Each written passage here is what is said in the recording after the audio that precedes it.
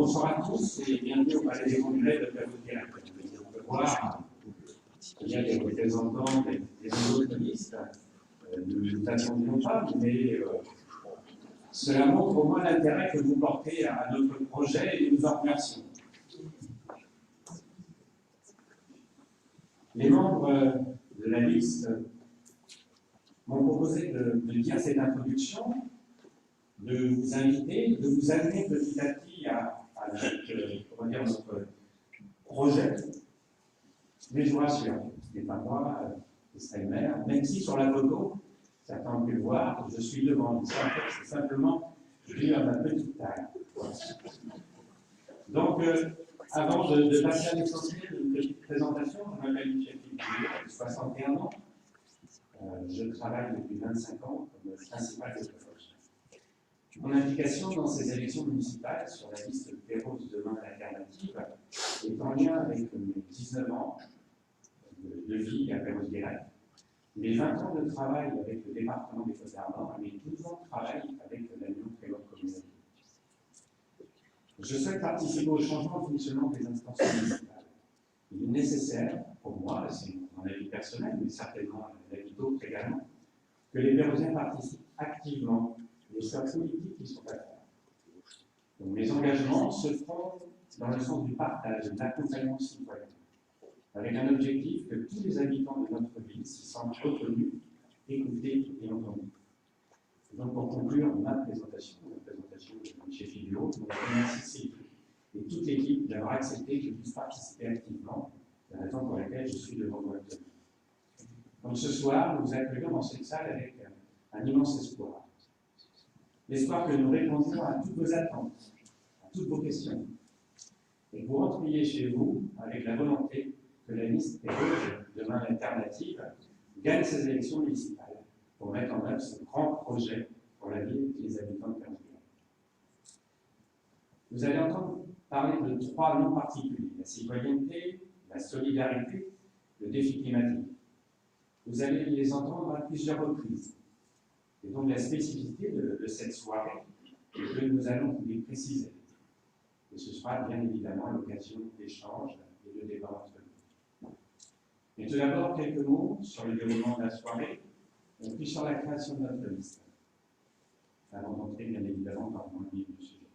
Donc cette soirée, une présentation globale, vous verrez tout à l'heure sur tous les membres de notre liste, une présentation de chacun des 3 pôles et son organisation. Vous pouvez le voir ici sur ma droite et sur votre gauche, 3 pôles liés à notre programme. Et une présentation également du poste, le 4e pôle ici, qui n'a pas d'affiche devant, qui est un poste peut-être plus central, et tout à l'heure on en parlera d'une façon plus importante et plus précise. Donc le poste finance personnelle administration générale. Il y aura ensuite une conclusion et puis bien évidemment la partie la plus importante pour vous, très certainement, la réponse à toutes vos questions. Et nous terminerons dans la partie tard en haut par une collation pour les personnes qui auront encore le temps. Sur la création de notre liste, au départ, de nombreuses rencontres, des volontés de faire autrement, des envies de faire bouger et d'être bien Perros-Guirec. Un petit nombre au départ qui a évolué pour atteindre et dépasser le nombre nécessaire pour constituer la liste. Des compétences, des convictions, des capacités de travail et surtout beaucoup de volonté. Nous nous sommes retrouvés régulièrement depuis le mois de septembre, 1 à 2 fois par semaine, travailler notre programme, définir notre priorité et choisir une tête de liste. Notre liste, plutôt étiquetée proche des idées de gauche et écologistes, est une liste sans étiquette politique, avec différentes sensibilités, ce qui pour nous est une force. Même si certains sont adhérents à des partis politiques, nous avons fait ce choix de rester indépendants. Le 2 décembre, une journée que nous avons passée tous ensemble, nous avons choisi démocratiquement notre tête de liste, parmi ceux qui souhaitaient l'être et sévir au niveau à une majorité des voix. Depuis cette date, chacun des membres a pu s'investir dans les cafés citoyens. Donc 9 cafés citoyens avec le bilan qui était fait en 5 hectares. Donc des opérations diverses qui ont pu être décrites à certains moments. Planter un arbre dans les ombrages, une bonne dizaine de plantes. Une déambulation à comme un acte. Une autre déambulation avec des poussettes et des déambulateurs au centre-ville. Un ramassage des déchets à Trestraou avec un bac à lac. Donc chacun des membres de la liste a pu s'investir dans ces événements, ainsi que dans la tenue de la permanence et dans les échanges avec la population, sur les marchés, dans les quartiers. Cette présence à vos côtés et tout au long de la campagne nous a permis de n'envisager qu'une seule réunion publique, en plus de la restitution des cafés citoyens du 29 janvier, celle de ce soir. Notre volonté de ne pas utiliser trop de papier nous a aussi amené à ne vous proposer qu'une plaquette décrivant notre programme et notre liste. Nous remercions par ailleurs les membres de la liste et les personnes qui, par leur don, ont permis que notre liste puisse exister financièrement. Maintenant, je vais arrêter là cette présentation et nous allons passer au second point de la soirée. Place aux membres de la liste.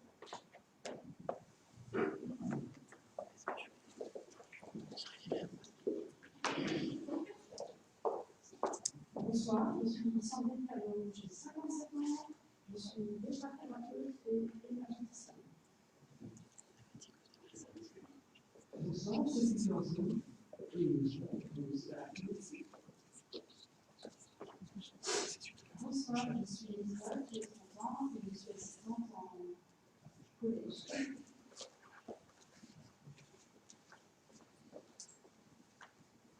Bonsoir, je suis Jacques Pierre.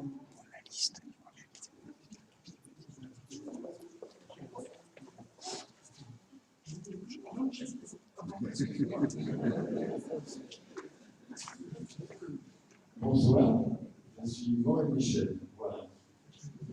Michel Morel, c'est ça? Michel Morel, pour ceux qui sont plus intimes. Oui, bonsoir, Christine Isabelle.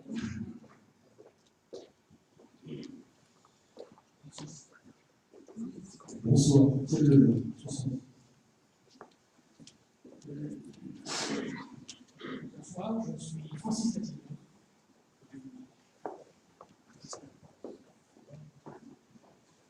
Bonsoir, je suis Louis Carvé, habitant Claudel. Je suis passé dans le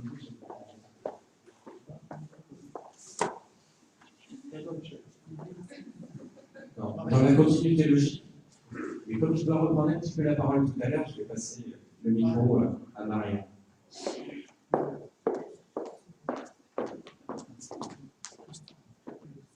Maria Mesquita, 51 ans, professeure au collège de Celtis. Bonsoir, je suis Hubert Mariotte, 54 ans, et je suis secrétaire.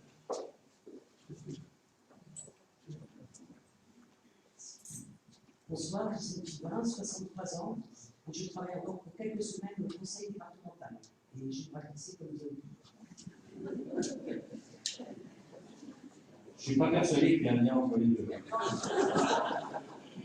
Bonsoir, Pierre-Marie, 65 ans, docteur.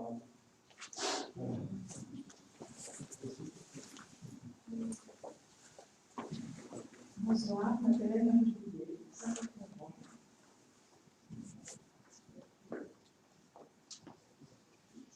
Bonsoir, je suis Hervé Legrand, j'ai 67 ans et j'habite à Malagrande.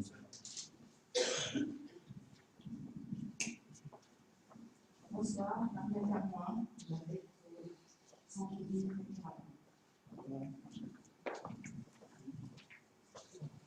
Bonsoir, Alain Hubert.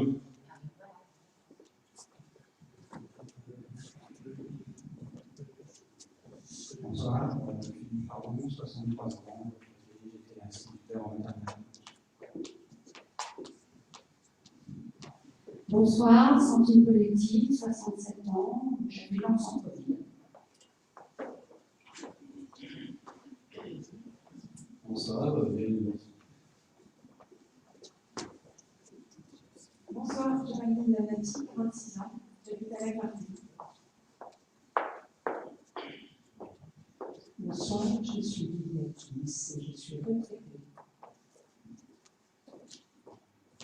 Bonsoir, Marie-Nicolas. Bonne fois, Philippe Sénière, 62 ans, retraité du ministère de l'économie et des finances.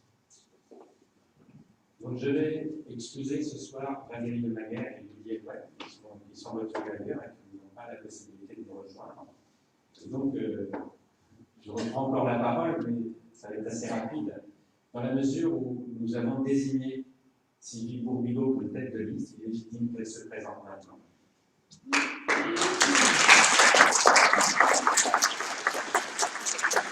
Merci. Bonsoir à tous et à toutes. On parle beaucoup d'urgence climatique, écologique, de chute de la biodiversité, de l'acidification des océans, de l'urgence sociale aussi, du déclin démocratique, de l'urgence sanitaire, et même ce matin dans le journal, de l'urgence agricole. Vraiment de quoi nous démoraliser, voire nous paniquer, et nous emporter vers chacun pour soi, vers le conflit. J'ai fait mienne la citation de Jackie Morel, qui était un sénateur belge. L'utopie serait de croire que vivre comme aujourd'hui pourrait encore durer longtemps. Elle nous met devant la nécessité de changer notre façon de vivre, sans pour autant revenir en arrière, comme on l'entend trop souvent, mais bien en continuant de progresser. Nos impacts sur les générations futures et la nature sont de mieux en mieux connus, de mieux en mieux décrits. Et surtout, nous avons à notre disposition des pistes pour les réduire, voire les supprimer quand ils sont négatifs. Il nous faut seulement nous oser emprunter ces pistes sereinement et ensemble. À notre niveau de citoyens et de citoyennes, bien sûr, en conscience, sans attendre que cela vienne du haut. Mais les collectivités doivent aussi jouer leur rôle. Un rôle de facilitateur, de coordonnateur, de rassembleur, de diffuseur de bonnes pratiques, et ce à tous les échelons. Et effectivement, en particulier au niveau communal, puisque c'est l'échelon de proximité le plus de par excellence. En tant que municipalité, il est temps d'entrer en transition pour relever le défi climatique et de prendre des décisions pour atténuer ces changements. Je pense à la réduction des gaz à effet de serre, qui se traduit par des actions dans l'isolation des bâtiments, notamment les bâtiments communaux, qui se traduit aussi dans les transports, avec comme objectif de réduire l'utilisation des voitures, qui se traduit aussi dans l'alimentation, qui doit être produite avec le moins d'intrants possible et de façon le plus locale possible aussi. Tout cela ne peut être fait qu'avec un nouveau mode de gouvernance.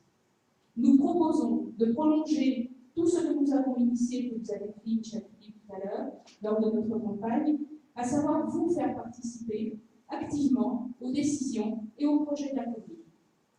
Nous nous sommes engagés dans ce sens auprès du collectif péruvien du Pacte pour la transition. Donc certains membres sont présents ce soir, je les en remercie. En tant que municipalité, nous faisons aussi partie de la Trésor communauté. À ce titre, nous devons défendre, au sein de cette institution, la mise en place de critères environnementaux et sociaux beaucoup plus rigoureux que ceux qui existent actuellement, qui nous permettront de faire face à ces urgences. Chaque projet, chaque décision devra passer au crible de ces critères avant de pouvoir être mis en œuvre.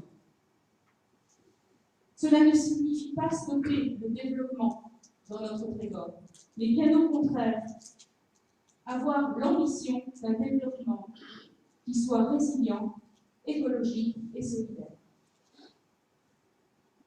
Je m'aperçois que je n'ai pas encore pris le temps de vous présenter. Donc, je m'appelle Sylvie Bourbigo, ça vous devez le savoir déjà, et j'aimerais dire que je suis bretonne de la deuxième génération, qui a réalisé son rêve de venir travailler au pays, puisque j'ai eu la chance de pouvoir être employée en tant qu'ingénieur informatique en intelligence artificielle à l'année. Et cela fait plus de 30 ans que je suis à Perros-Guirec, et j'ai l'impression d'y être vraiment bien dans la cible. Si je ne parle pas breton, je suis aussi très très attachée à la culture bretonne. J'ai 60 ans, je souhaite continuer à agir face au changement climatique avec des valeurs de solidarité, de partage, de bienveillance, en passant du niveau de citoyen engagé à celui d'élu de collectivité. Et là, que ce soit la commune ou l'agglomération. Dans l'intérêt général, bien sûr. Je suis aussi très attachée à l'engagement, à la notion de participation de chacun et chacune à la vie citoyenne.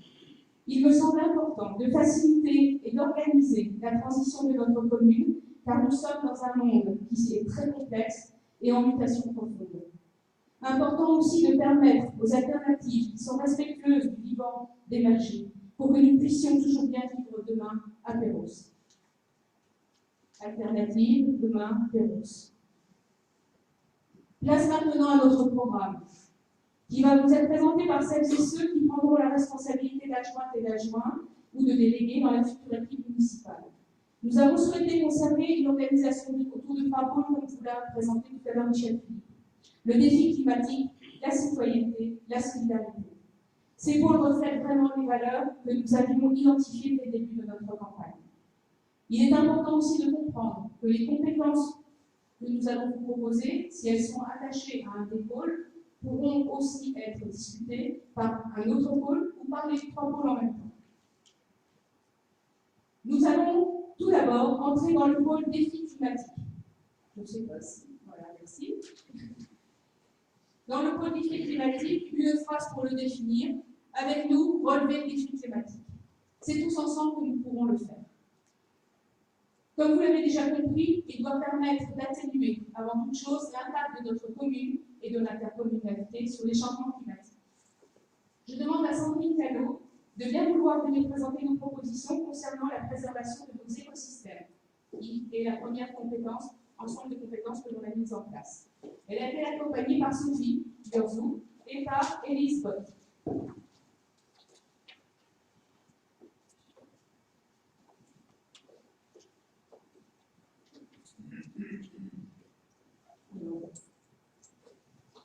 J'appuie sur le bouton.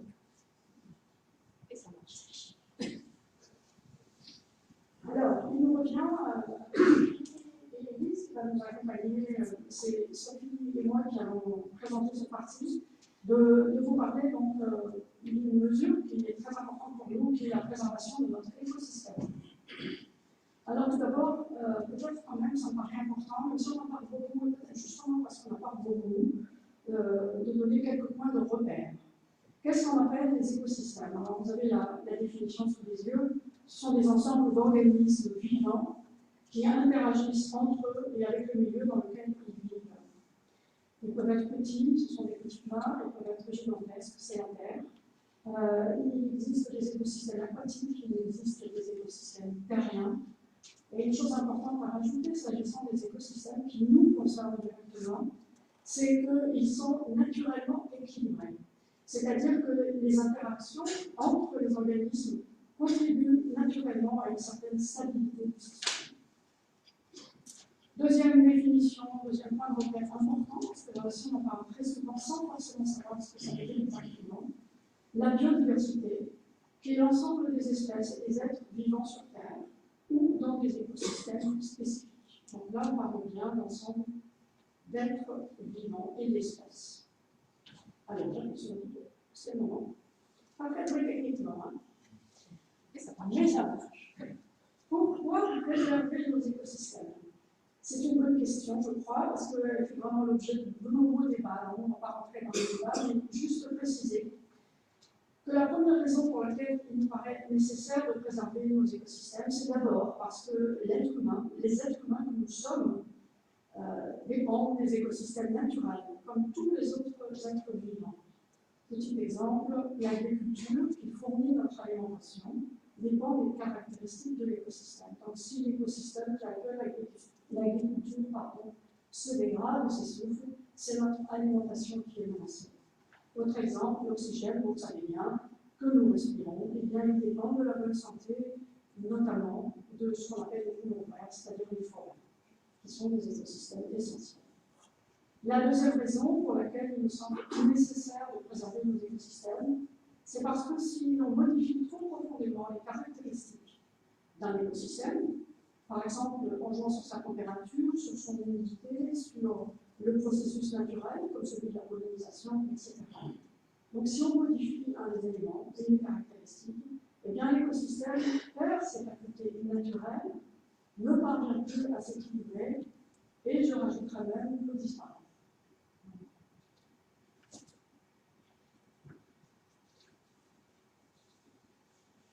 La dernière raison, pour laquelle nous pensons nécessaire, vital, de préserver nos écosystèmes. Vous la connaissez tous. C'est que les activités industrielles, économiques ou urbaines, le réchauffement climatique qui les accompagne, contribuent à la destruction ou au morcellement des écosystèmes naturels, ce qui dégrade la biodiversité. Alors, quelques exemples, je sais que vous les connaissez nécessairement ou pas, mais en tout cas, il paraît important de le répéter. Une espèce vivante sur 8 a disparu en 10 ans. 30 à 40% des abeilles ont disparu en Europe ces 10 dernières années. Je ne vous apprends rien en vous disant que les abeilles sont responsables de 80% de la pollinisation. Donc, vous faites le lien, la disparition des abeilles, c'est la perspective d'une agriculture, de cultures diverses, d'arbres fruitiers qui sont menacés. Et l'économie avec, et notre alimentation avec. Dernier exemple, peut-être, je pourrais vous en citer beaucoup, mais je vais respecter le temps de parole qui m'est donné. C'est la fonte de la calotte glaciaire et des glaciers terrestres qui provoquent mécaniquement une montée des eaux, des océans. Et cette montée, on en parlera, eh ben, elle nous concerne. Alors, je fais le lien avec le suivant. Voilà. Je vous ai parlé des écosystèmes, de la préservation des écosystèmes en général, mais il se trouve que nous ne vivons pas sur notre planète. Nous appartenons à la planète Terre et nous sommes nous-mêmes concernés. Alors, en premier lieu, c'est notre littoral probablement qui est menacé à terme par la montée inexorable des eaux que nous avons la responsabilité d'anticiper. Je voudrais dire à ce moment-là que quand je dis inexorable, pour moi, dans mon esprit, dans ma personnalité, il n'y a pas chez moi de panique ou d'angoisse. Il y a simplement le sentiment qu'il est nécessaire de prendre conscience de cette modification qui est inévitable et de s'y adapter en responsabilité. La deuxième chose, je ne vais pas trop développer, les abeilles, là aussi on a nos abeilles, et chez nous aussi, elles sont menacées, ni plus ni moins qu'ailleurs, et il est très important d'en prendre conscience. Peut-être que certains d'entre vous, je sais que j'ai quelques voisins qui me racontent que depuis 2-3 ans, il n'y a plus d'abeilles dans leur jardin, et qui s'en trouvent très affectés. Pardon. On va parler des arbres, forcément, ça c'est un de nos chevaux, c'est un de nos chevaux de bataille. Beaucoup d'arbres ont été abattus ces dernières années, à Clairvue, sur le parking du Tralonero ou l'enseigne Imprimerie Chevalier. Les arbres constituent, vous le savez, pourtant l'abri naturel de nombreuses espèces d'oiseaux et d'une diversité importante. Enfin, comme ailleurs, nous devons préserver la qualité des terres agricoles et notre capacité à long terme. Il s'agit ici d'un enjeu de résilience alimentaire. La résilience, vous connaissez le terme, c'est un terme qui s'applique à la psychologie, c'est la capacité d'un enfant qui a subi un traumatisme grave de revivre ou de vivre normalement, de retrouver une vie normale. Et cette résilience, elle est permise par des facteurs de résilience. Et nous, quand nous parlons de résilience alimentaire, nous devons prendre soin des facteurs de production de notre alimentation. C'est de cela dont il s'agit. Mais alors, comment faire, me direz-vous? Comment préserver nos écosystèmes? 4 mesures: préserver nos arbres et revégétaliser, favoriser et soutenir les exploitations agricoles et les productions respectueuses de l'environnement, prioriser l'approvisionnement local et bio pour la restauration collective de la commune, et prendre en compte et anticiper l'érosion du trait de côte et les zones inondables. Ce sont ces 4 mesures que voilà, sur un plateau.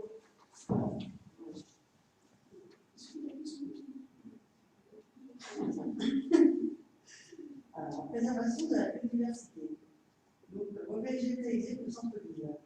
En nous appuyant sur les compétences des techniciens de la commune, nous mettrons en place le programme de revégétalisation de la commune. Donc, on va promouvoir la plantation d'arbres fruitiers sur le domaine public, installer une construire dans la ville, réaménager les parkings avec des sols végétaux, étudier la possibilité de planter une forêt bon, rapidement à prononcer, mais très efficace. Protéger et restituer les talus.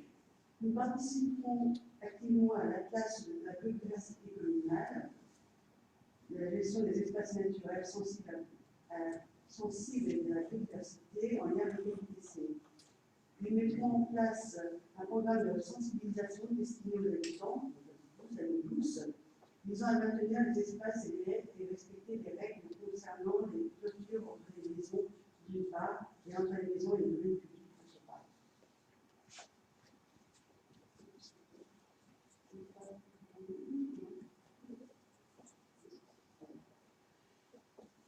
Préservation de nos écosystèmes. Préserver nos arbres par une charte de l'arbre. Pardon, excusez-moi, donc là, je suis encore moins bien précisé sans ligne par technologie. Préserver nos arbres par une charte de l'arbre permanente, par exemple. Protéger les arbres contre l'abattage dans les domaines publics et privés. Renforcer la protection dans le cadre de l'instruction des permis de construire. Créer une cellule de conseil à la mairie ou à l'IPC. Identifier, préserver et valoriser les arbres remarquables et ajuster les espaces sur boisés classés. Action de sensibilisation et de pédagogie. Un arbre est un réservoir de biodiversité et un producteur d'oxygène essentiel. Assurer la condition favorable et durable de l'inondation.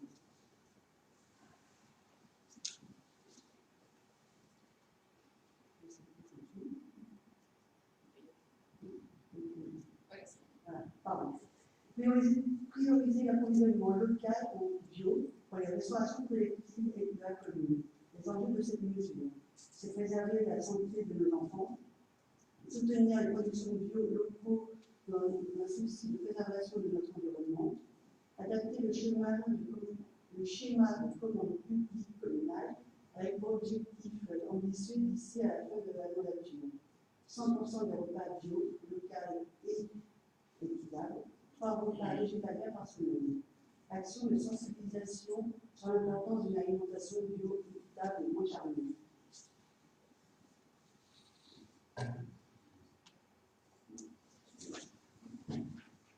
Préservation de nos écosystèmes. Excusez-moi. Voilà.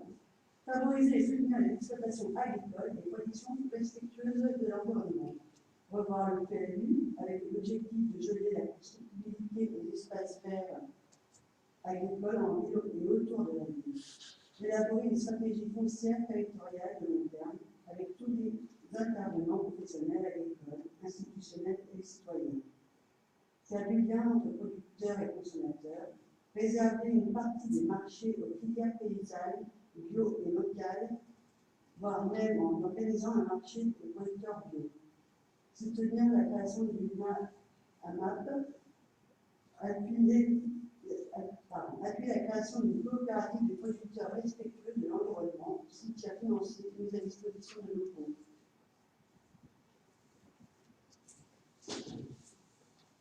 Bien, merci à vous. Donc, vous voyez qu'on est bien ambitieux sur la préservation de nos écosystèmes.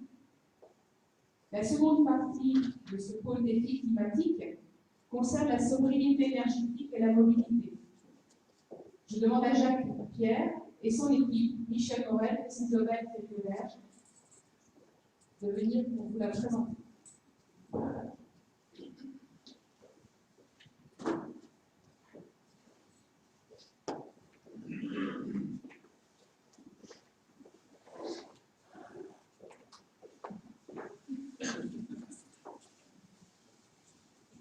Donc, je vais vous présenter la sobriété énergétique et la mobilité. Cette présentation est d'un travail d'équipe qui a été réalisé avec Michel, Christine et Thierry. Vous devez savoir que depuis le 5 mars, la France a déjà épuisé son budget carbone annuel. À ce rythme, la neutralité carbone ne pourra pas être atteinte en 2050 comme prévu. Les 3 piliers de la sobriété énergétique sont la sobriété, l'efficacité et le renouvelable.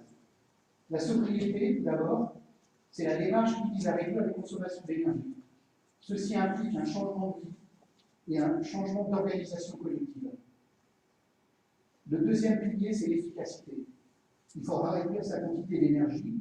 Ceci implique d'avoir une bonne performance et une bonne utilisation des équipements. Enfin, il faudra développer les énergies renouvelables. Ça peut être des réseaux de chaleur, mais aussi des panneaux photovoltaïques sur les bâtiments municipaux ou dans les maisons individuelles. Tout ça se fera au niveau de la commune. La sobriété énergétique concerne essentiellement la mobilité et les transports, les bâtiments, l'agriculture et l'alimentation. Sandrine vous a déjà parlé avec Sophie de ce sujet, les biens de consommation.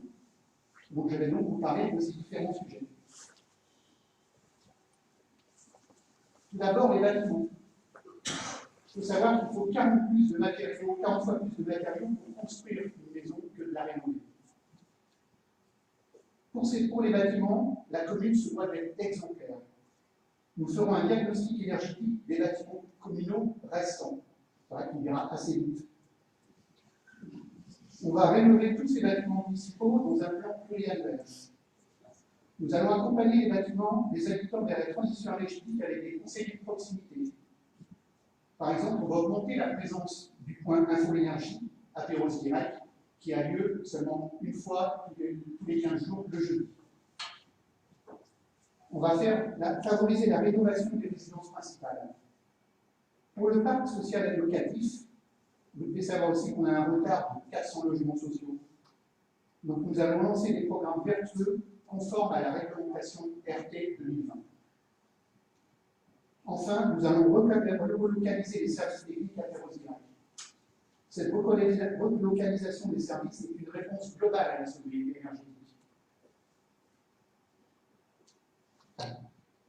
Concernant la consommation d'énergie, nous allons faciliter et inciter les économies d'énergie de l'habitat privé.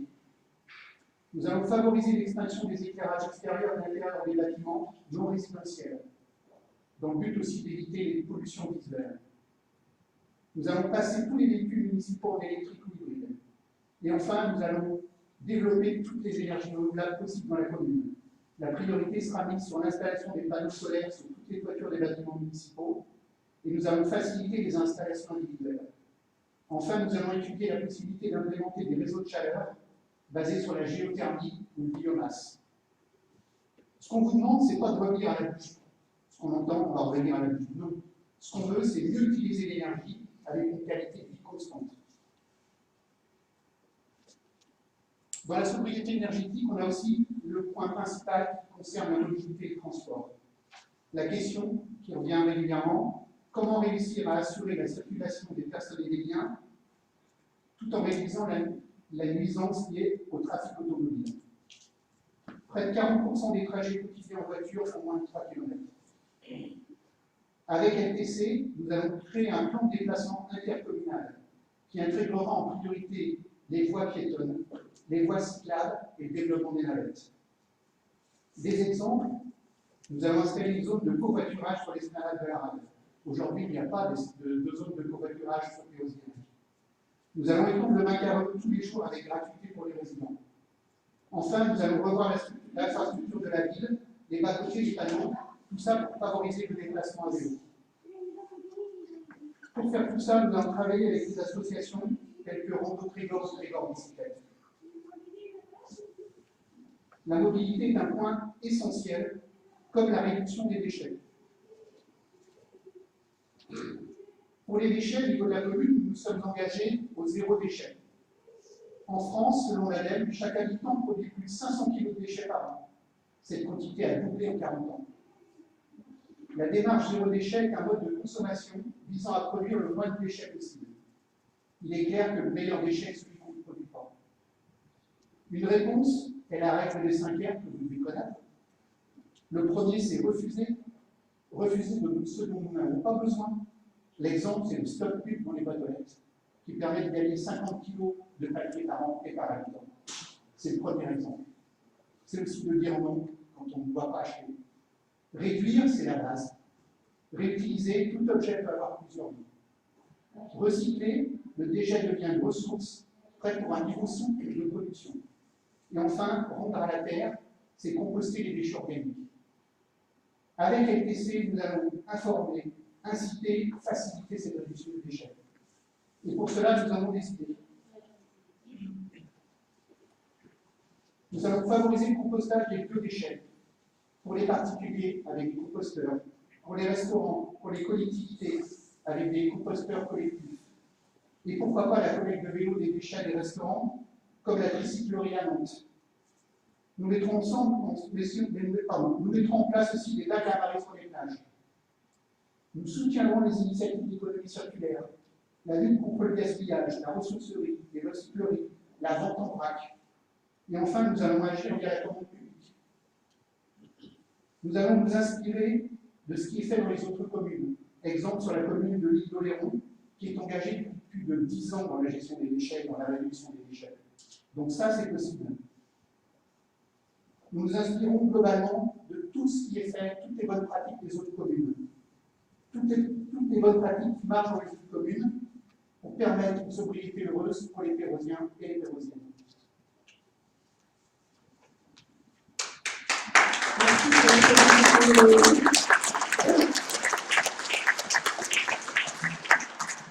Pour la présentation de ce pôle d'études climatiques, nos propositions d'urbanisme et fort sont présentées par Francine Latibert, soutenues par Dominique Hervé et Pascal Bianchi.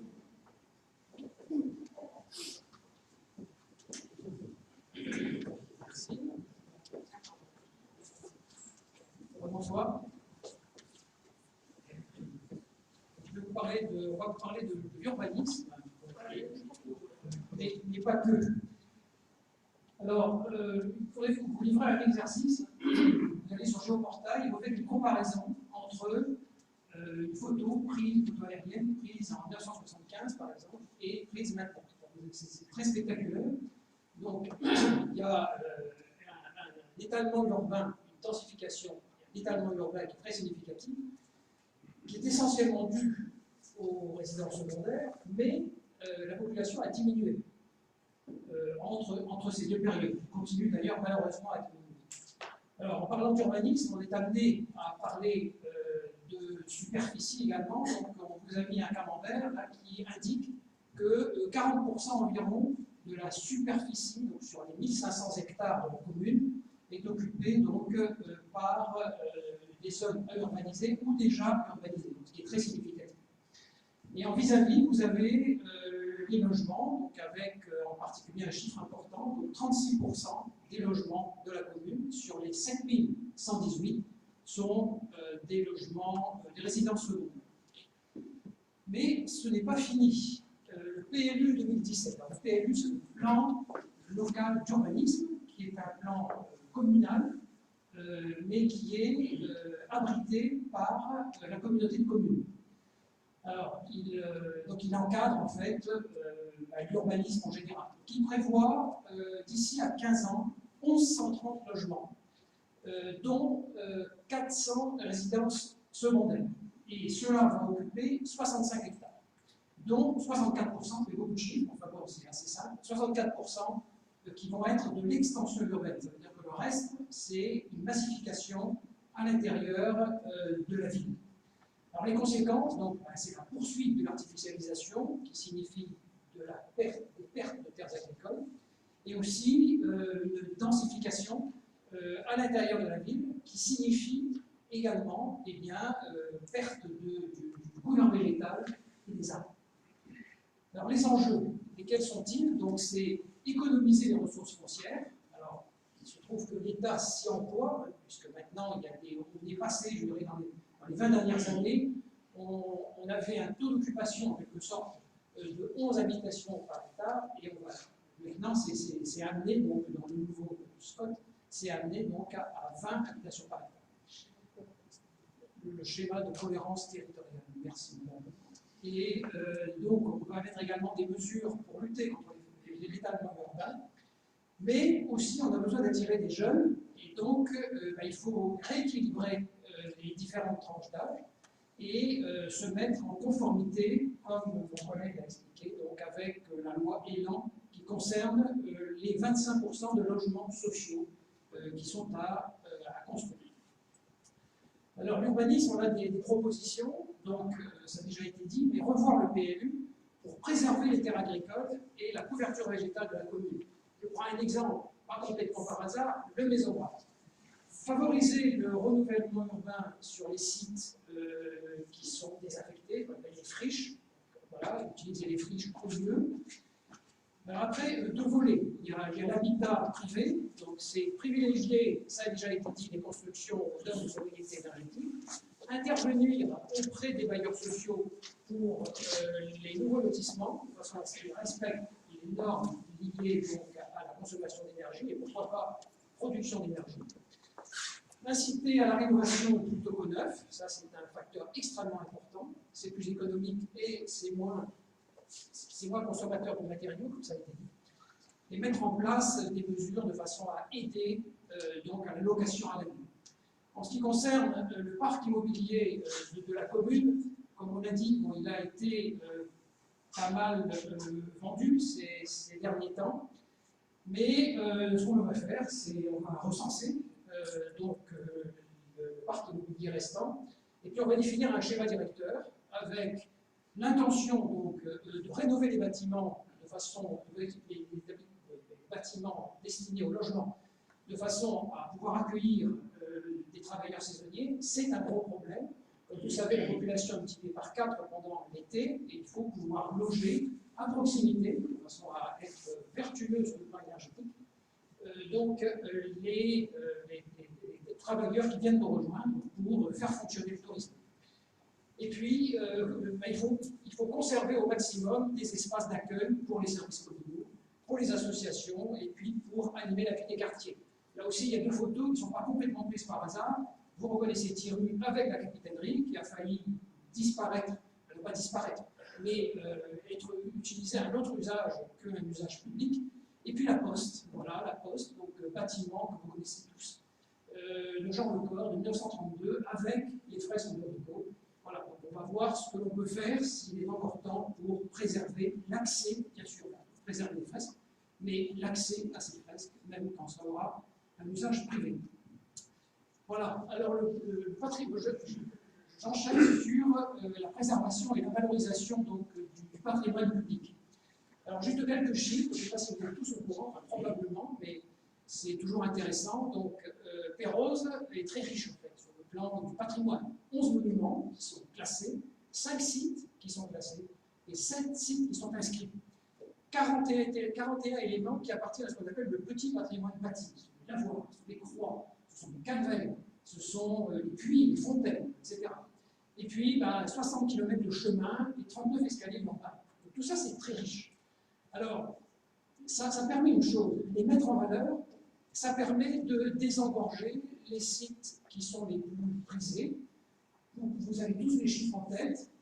Le sentier des douaniers, 700 000 personnes l'ont franchi le parcours entre le mois d'avril et fin août. 6 000 personnes par jour en août. Voilà. Donc, il y a d'autres choses à voir sur la commune. Bien entendu, pas question de réserver l'accès, mais il y a plein d'autres choses à voir. Et ça permet aussi, donc, en élargissant, je dirais, le parc visitable, de désaisonnaliser les promenades donc, à Ploum et à Pérouse. Et puis surtout, de réduire aussi les nuisances dans certains quartiers. Donc notre objectif, c'est de promouvoir d'autres circuits de promenade pour déconcentrer en particulier le sentier éloigné, mais pas que ça. Étudier la restauration du Méline-Ruse. Alors, le Méline-Ruse, c'est un monument extraordinaire et qui appartient à un site classé. Et ce monument, il est en voie de dégradation, vraiment de façon significative. On ne va pas pouvoir le faire seul, bien entendu, mais lancer les dossiers de façon à être appuyé par les organismes officiels et aussi trouver des fonds. Ce sont les architectes des bâtiments de France et la DRAC, donc la Direction régionale des affaires culturelles. Voilà, un monument particulièrement important. Et puis, alors quelque chose qui me tient à cœur également, donc c'est ouvrir un parcours de découverte des carrières qui sont en fin d'exploitation. Alors il faut savoir, et puis donc créer un musée du granit, ça fait longtemps qu'on en parle, je pense que là il faut rentrer dans le vif, parce qu'il y a encore des témoins de la vie des carrières quand elles étaient à l'activité. Et ça, c'est irremplaçable. Donc c'est la géologie, bien sûr, c'est l'exploitation, c'est aussi le travail de la pierre, et puis c'est la vie sociale de la clarté. Elle gravitait autour des carrières. Voilà. Donc pourquoi ne pas en profiter pour en faire quelque chose de vivant et de le partager avec nos visiteurs. change de sujet, la voirie. Donc 130 km de route, alors vous avez une carte qui vient de Géoportail, qui représente le réseau routier dans la limite de la commune. Alors c'est un gros problème, hein, donc 130 km de route, donc 3 départementales. Des travaux ont été réalisés par l'actuelle municipalité, mais comme vous le savez, la réfection du réseau est onéreuses. Donc l'enjeu, les enjeux, ce sont, alors c'est un sujet de préoccupation, tout le monde en parle. Pas ça, d'adresser à n'importe, tout le monde en parle, c'est chaotique. Par contre, l'autre enjeu, c'est qu'il y a un poids très significatif sur le budget de la commune. Donc les propositions, c'est faire un état des lieux précis de la voirie avec les services techniques qui connaissent bien entendu, le réseau routier, établir en concertation avec les usagers un plan d'investissement en fonction des priorités. Bon, c'est nécessaire de le faire. Et puis, ce qui est important aussi, il y a des nouveaux quartiers qui s'installent, il y a par exemple à Kerlescom, mais pas seulement. Eh bien, c'est dès maintenant, très vite, relier ces nouveaux quartiers aux quartiers voisins, au centre-ville, aux équipements publics, avec des voies douces, piétonnières et pour les vélos. Et enfin, alors c'est important, requalifier la D788, c'est la route littorale. Si vous avez essayé d'aller de la Clarté, du carrefour de la Clarté, au carrefour de Ploumanac, et en passant par le point de vue qui est sous le sémaphore, ben, on ne peut pas marcher. On ne peut pas marcher, on ne peut pas rejoindre le parking des travaux héros et le point de vue on ne peut pas le faire dans bonne condition de sécurité. Donc c'est à faire, et c'est ce qu'on appelle la requalification de la voirie sur cette route. Alors le transport public, pour tout, je ne vais pas insister, simplement, comme vous le savez tous, hein, la voiture occupe une place majeure dans l'organisation de la vie des Pérousiens, que ce soit à l'intérieur de la commune, dès qu'il s'agit d'aller à l'avion ou dans les communes voisines. L'enjeu, ben, c'est voilà, réduire l'empreinte carbone, c'est favoriser la solidarité, ça a été dit, et puis améliorer l'attractivité et le coût des transports collectifs. Ça a été dit également, proposition en 3 points. La première, c'est d'établir une cartographie des usages donc à l'intérieur de la cité et avec les communes voisines, étudier les trajets qui sont effectués par les jeunes entre les lieux scolaires, leur domicile et les lieux d'activité. Et puis après, il y a 2 volets. Il y a ce qui dépend de nous, qui dépend du budget de la commune, ce qui dépend des services techniques et des élus, et puis ce qui dépend de l'aglo. Donc, je ne vais pas tout lire, enfin, vous avez là l'ensemble de nos propositions avec bien là où on doit intervenir, ce qu'on peut faire rapidement, et ce qui va nécessiter, je dirais, des négociations, des discussions, donc avec la communauté de communes. Alors un point important quand même, c'est l'accès aux sites touristiques. Je pense à Ploumanac, mais c'est aussi le cas de Trestraou ou d'autres sites. Donc c'est mettre en place un système de navettes, les parkings périphériques, et mettre en place un système de navettes, des espaces de pause-dépose pour les cars et les emplacements sécurisés pour les vélos, etc. etc. Bon, sinon, je vais passer au sujet suivant. Et je termine par les ports. Alors, les ports, ben, c'est aussi un sujet important hein, pour Pérouse et qui fait beaucoup parler, à juste titre. Donc, comme vous le savez, on a 2 ports, 5 zones de mouillage. On a les premières capacités d'accueil des côtes d'Armor. Et honnêtement, est-ce qu'il y a beaucoup d'endroits dans le monde où on a, limitons-nous à la Bretagne, où on a 2 ports. 2 ports qui sont, sauf par le nord-est, aux Américains, mais qui sont d'excellents atouts. Alors les enjeux, ben, c'est tirer profit des atouts majeurs que constituent ces 2 ports, mais aussi la zone de navigation, qui est extraordinaire. Donc accroître la fréquentation à l'année et pendant la saison, et puis assurer la pérennisation de la filière nautique. Ça a son importance, il y a des chantiers, il y a des shipchandlers, il y a toute une économie qui gravite autour. Et puis alors, nos propositions en 3 points. D'abord, parce qu'il ne faut pas rêver, il faut faire des investissements réalistes. Donc, oublions l'élargissement de la porte, etc. On met les ports en état de fonctionner avec suffisamment de tirants d'eau, donc c'est le dépassement, c'est la réflexion du mur, mais on veut que ce soit en cours, c'est moderniser l'ère de manutention et de carénage au long terme. Et puis après, c'est deux autres volets. D'abord, un qui concerne l'amélioration des services, donc c'est, on peut lister, mais enfin c'est étendre et améliorer l'accueil des passagers, des plaisanciers en été, avoir quelqu'un, en particulier, qui a une petite navette et qui accueille en anglais, si c'est possible, les plaisanciers venant de l'étranger, étendre les horaires de la zone de carénage au Laquin, étudier, pourquoi pas, un service de rade, de façon à pouvoir aider les gens qui sont au mouillage à la pointe du château, améliorer l'entretien général des pontons et du port, et puis, c'est plus un détail, c'est un poste de récupération d'huile et un tri de déchets à peu à la fin. Et puis la stratégie. La première stratégie, c'est de se dire, on a un objectif clair qui est de s'engager dans le label port propre. Ça a des contraintes, et ça peut aussi attirer des plaisanciers. Après, promouvoir Perros-Guirec en tant que port d'escale, mais aussi d'hivernal, donc on désaisonnalise. On va regarder la grille tarifaire, de façon à, pourquoi pas, favoriser les résidents à l'année. Et puis, adapter les événements nautiques adaptés, avec des bateaux capables de rentrer, de franchir sans aucune difficulté la porte de 5,85 m.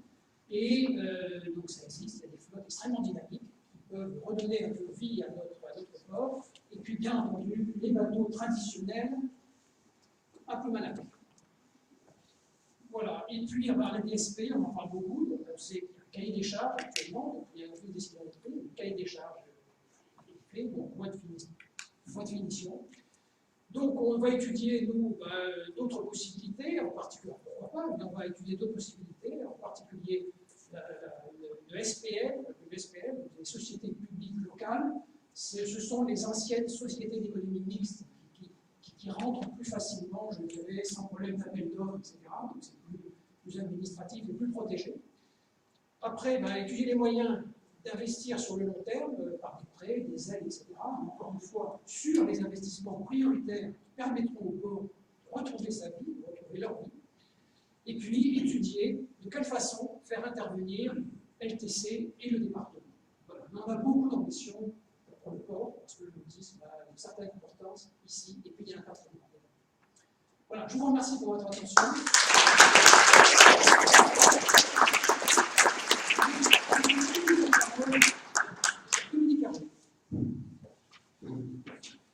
Bon, je vais sortir un peu du cadre du programme, parce que c'est vraiment un texte personnel, chose que certaines listes ne peuvent pas dire ce qu'ils veulent. Voilà. Avec Sylvie, on peut faire tout faire.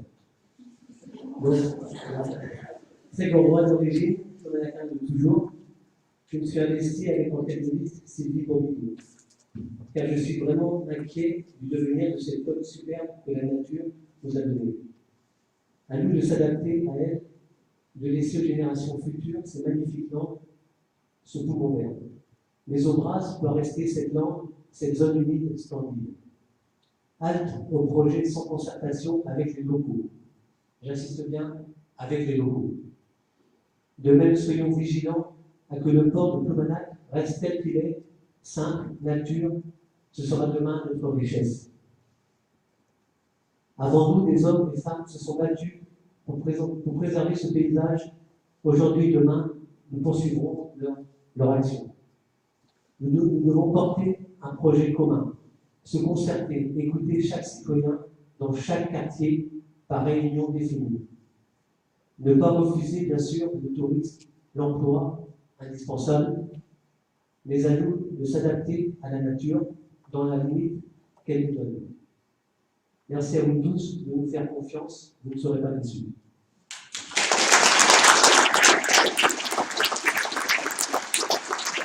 Nous sommes très sensibles à notre belle station et effectivement, merci. Nous passons au second pôle que nous avons intitulé avec nous « Vivez la citoyenneté ». Il va nous permettre de construire une nouvelle gouvernance pour notre commune, comme je vous disais tout à l'heure, et d'être voteur au niveau de la intercommunalité sur ces points. Tout d'abord, il nous faut organiser la participation citoyenne à Perros-Guirec. Michel-Philippe Duhaut, Marie-Alice Hubert-Marion nous présentent les propositions pour le programme de ce sujet.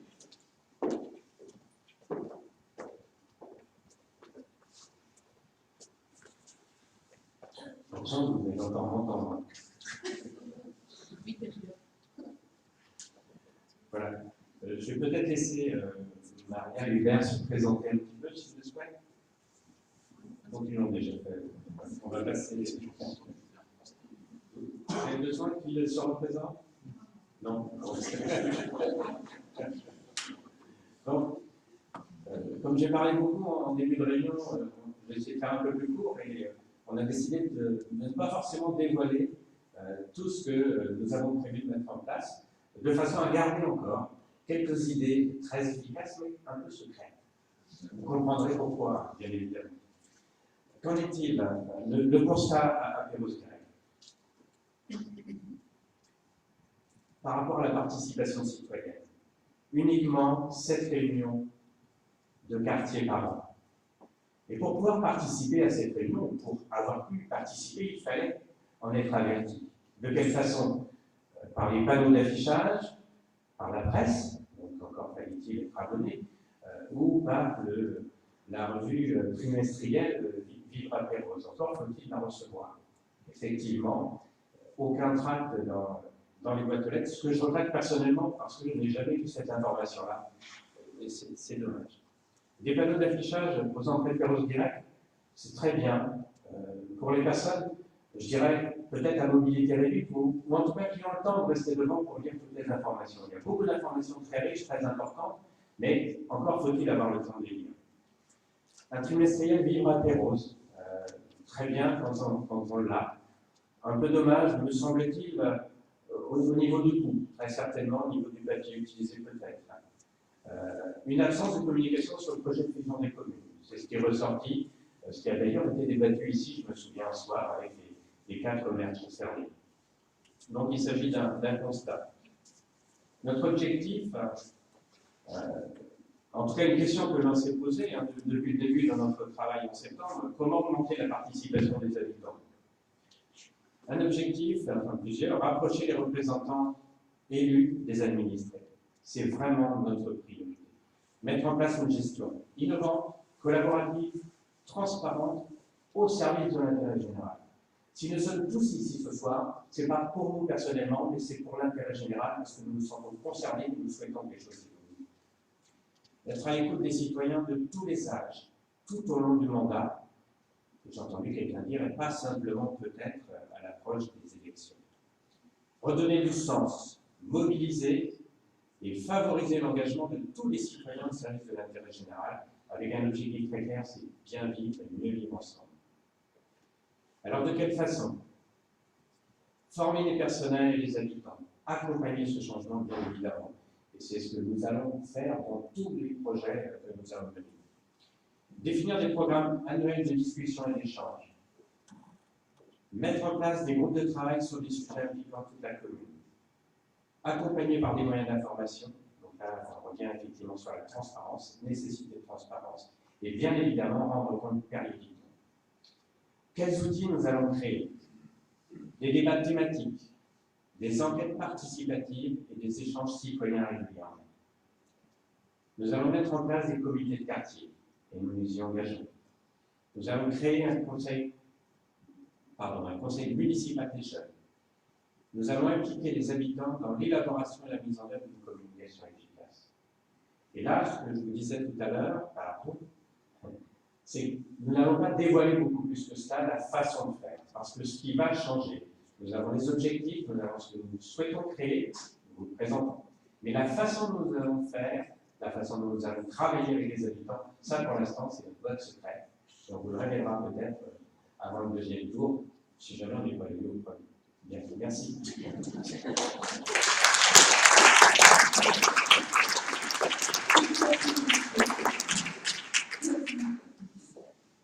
Deuxième volet de cette citoyenneté concerne l'économie locale au sens large et le rôle de facilitateur de la municipalité. Nous avons intitulé ce poste « Relations avec les habitants et les professionnels ». Ce sont Christine Pivin, Lily Elouette, Pierre Dumas et Anne Bouillet qui nous en parlent.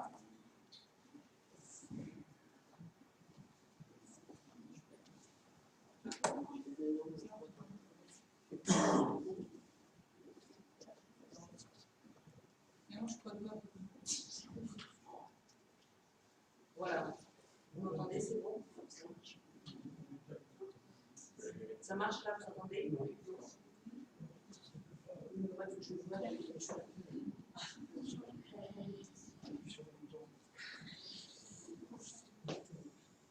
Là, ça va marcher. Voilà, parfait. Donc, relation avec les citoyens et avec les professionnels. Donc, c'est un peu, c'est très vaste, hein, c'est très large. Ça peut être une tarte à la crème, comme ça peut être quelque chose d'intéressant. Donc, contrairement à ce que disait mon collègue tout à l'heure, dans le cadre de la citoyenneté, on a effectivement des idées et des projets qu'on ne va pas forcément dévoiler ce soir, mais on a quand même un principe fondamental que vous connaissez certainement, qui s'appelle la démocratie participative. Alors ça peut être de la tarte à la crème, mais ça ne l'est pas, ça existe depuis une quarantaine d'années. Hein. C'était Lefebvre qui avait fait ça sur tout ce qui était aménagement du territoire.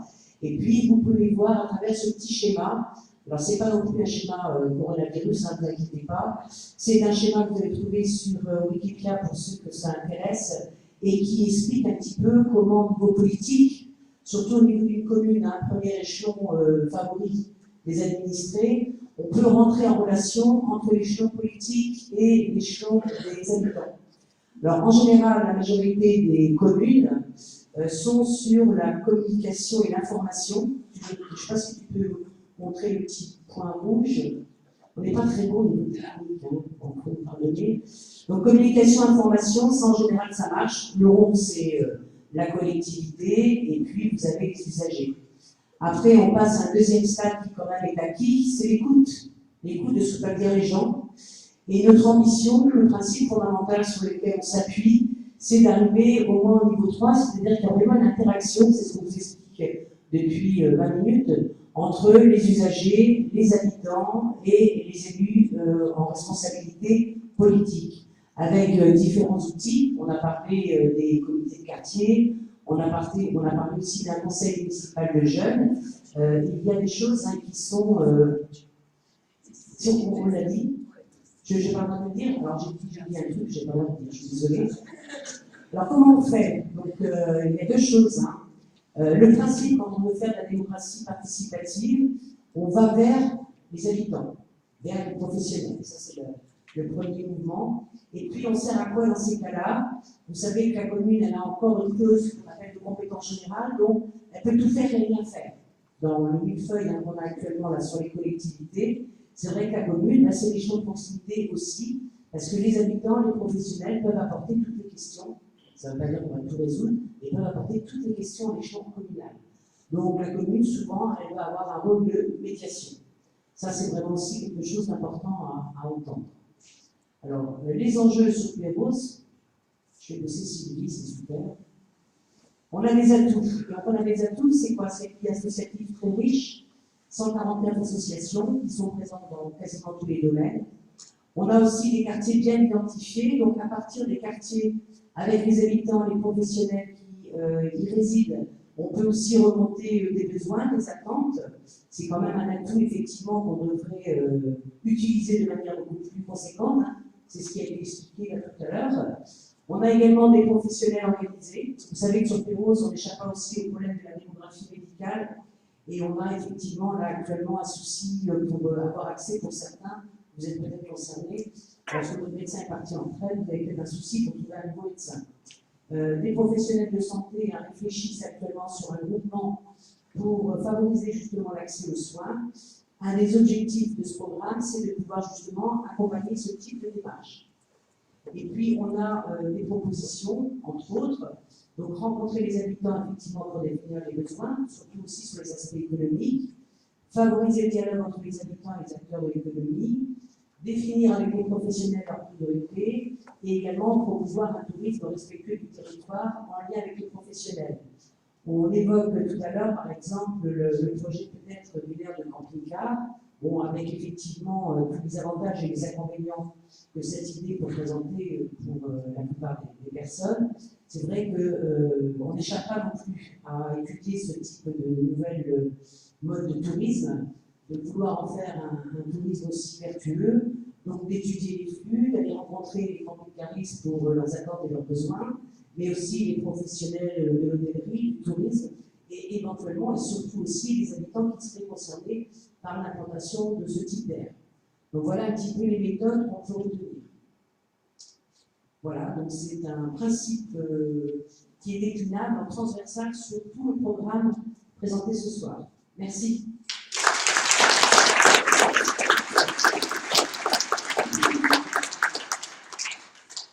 Notre dernier pôle, avant le pôle transverse, concerne la solidarité. Et nous l'avons intitulé avec nous cultiver la solidarité. La solidarité et l'entraide sont des valeurs importantes pour la vie en commun. Donc, pour une collectivité, elle permet entre autres de penser intérêt général. Hervé Le Morbihan, accompagné d'Armel Carmois, Alain Huberman et Philippe Charbon, va vous présenter la partie de notre programme concernant le bien vivre ensemble.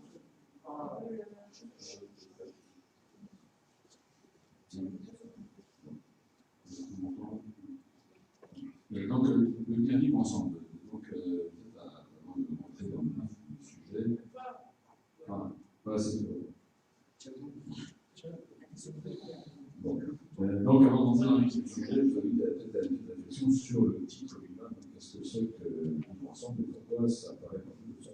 Une expression un peu passe-partout, qui semble faite pour qualifier l'évidence des humains. Nous sommes forcément amenés à nous côtoyer et donc à vivre en commun. On ne peut pas vivre résolument. Et pourtant, voilà un sujet qui est bien prépondérant et que vous allez retrouver partout, les programmes fédéraux, ici et ailleurs. S'il y a bien un problème, si on a besoin de restaurer le vivre ensemble, c'est bien que au fil du temps, des dernières décennies en particulier, les égoïsmes, le matérialisme, le consumérisme ambiant monté et que, au fur et à mesure que les institutions développaient des mesures de protection collective qui font que chacun a un peu tendance parfois à vivre dans son coin et en tout cas profiter de ses bienfaits, de ses propres manières, de ses propres bienfaits et peut-être en ignorant un peu les difficultés des voisins. C'est donc qu'il y a bien un problème. Et donc, quand on dit vivre ensemble, c'est plutôt pointer un manque. À tel point que un grand quotidien régional que vous connaissez tous, qui depuis 3 ans organise chaque année donc, des assises du vivre ensemble qui ont lieu à Rennes, donc à laquelle participent les communes en particulier, mais aussi les associations, de nombreuses associations, organismes, et aussi même les entreprises qui s'y impliquent. Donc, pour nous, donc, le vivre ensemble, je ne vois pas le prix là, c'est une définition, hein, c'est plutôt l'expression d'une volonté réparatrice. Il s'agit d'agir pour maintenir et retisser un lien total et social qui est en crise et qui est distant, pour renforcer la cohésion de la société. J'ai énoncé quelques principes pour agir, hein, donc le développement de la solidarité, l'organisation de notre vie commune, respecter les cultures, renforcer la volonté des individus d'être des acteurs, ça fait bien avec ce qui a été dit sur la citoyenneté tout à l'heure. Et puis, un ciment de tout ça, c'est la tolérance réciproque, qui donc doit être la bienveillance qui doit régner entre nous. Au contraire des a priori, la méfiance, l'indifférence. C'est bon, ça avance. Voilà. Alors, est-ce qu'à Pérouse, on est concerné par cette préoccupation? Pérouse, c'est une ville apparemment qui, dans une relativité pas prospérité, mais en tout cas aisance.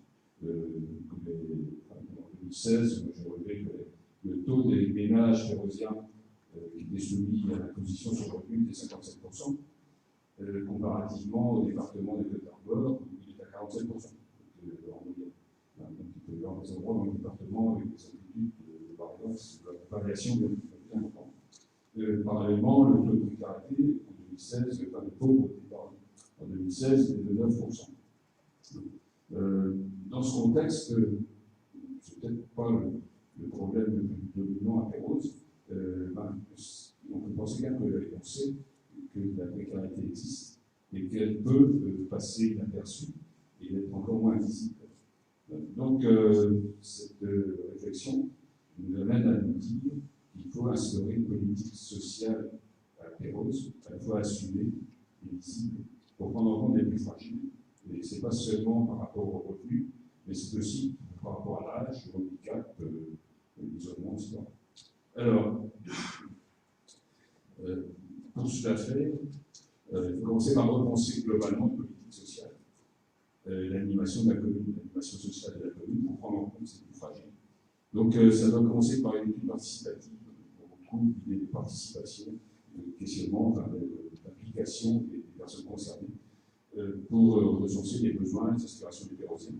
Je indiquais là l'inspiration possible, une référence, il y en a d'autres, une démarche qu'on appelle VADA, donc la démarche dynamique des aînés, qui conduit la démographie pérozienne. On a dit là que ce sera bien répété qu'aujourd'hui, plus de la moitié de la population pérouse a déjà plus de 60 ans. Donc, donc la démarche VADA, c'est une démarche mondiale, en fait, donc on la retrouve dans plusieurs pays.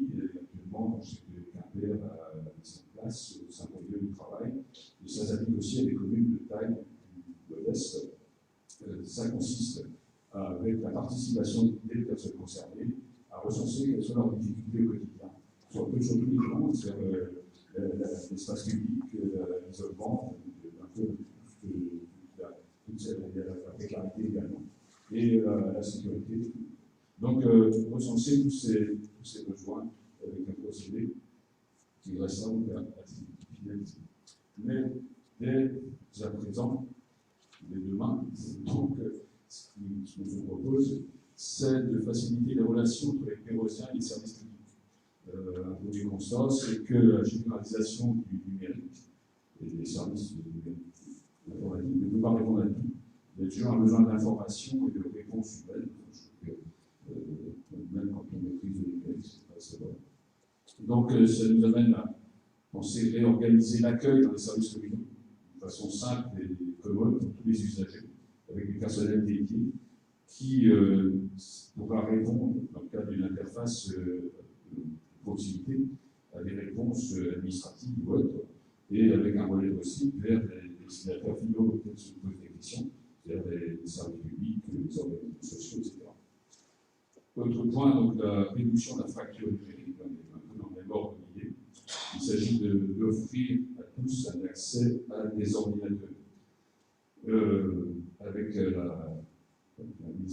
en prévoyant un animateur pour guider les utilisations, avec plusieurs administrations qui font ça.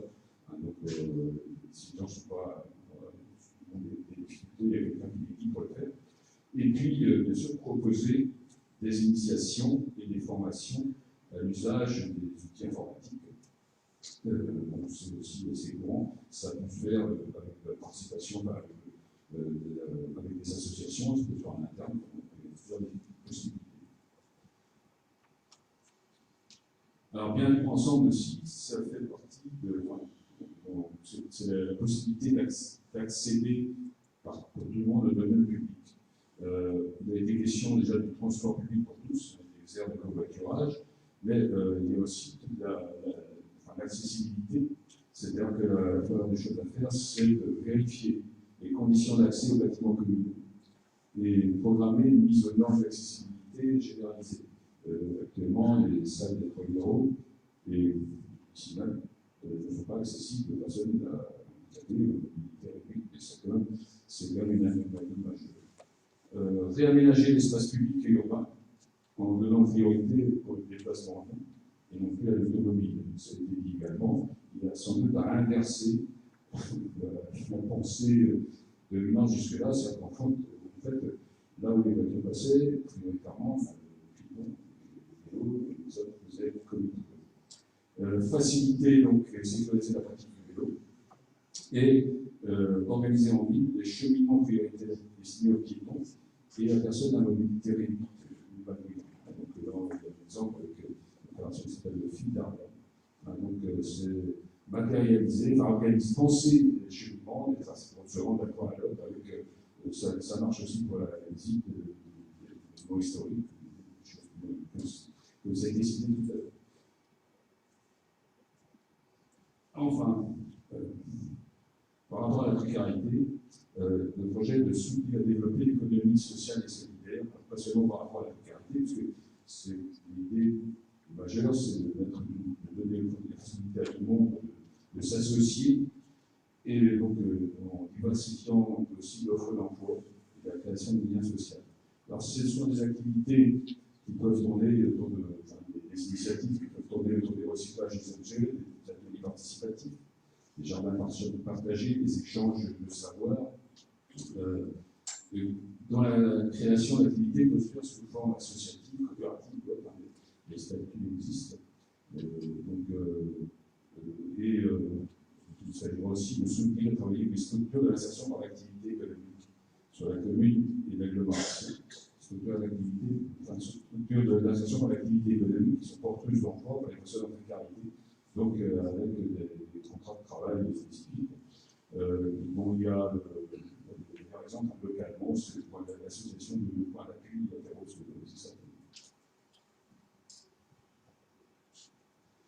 Le vivre ensemble, c'est aussi d'abord les associations, aussi, et apéros, de nombreuses associations sportives, donc les questions s'appuient sur les travaux du Conseil de développement qui est publié par la TC, et un point particulier sur la présence de la mer, le nautisme, donc avec promouvoir avec le CNPG, le centre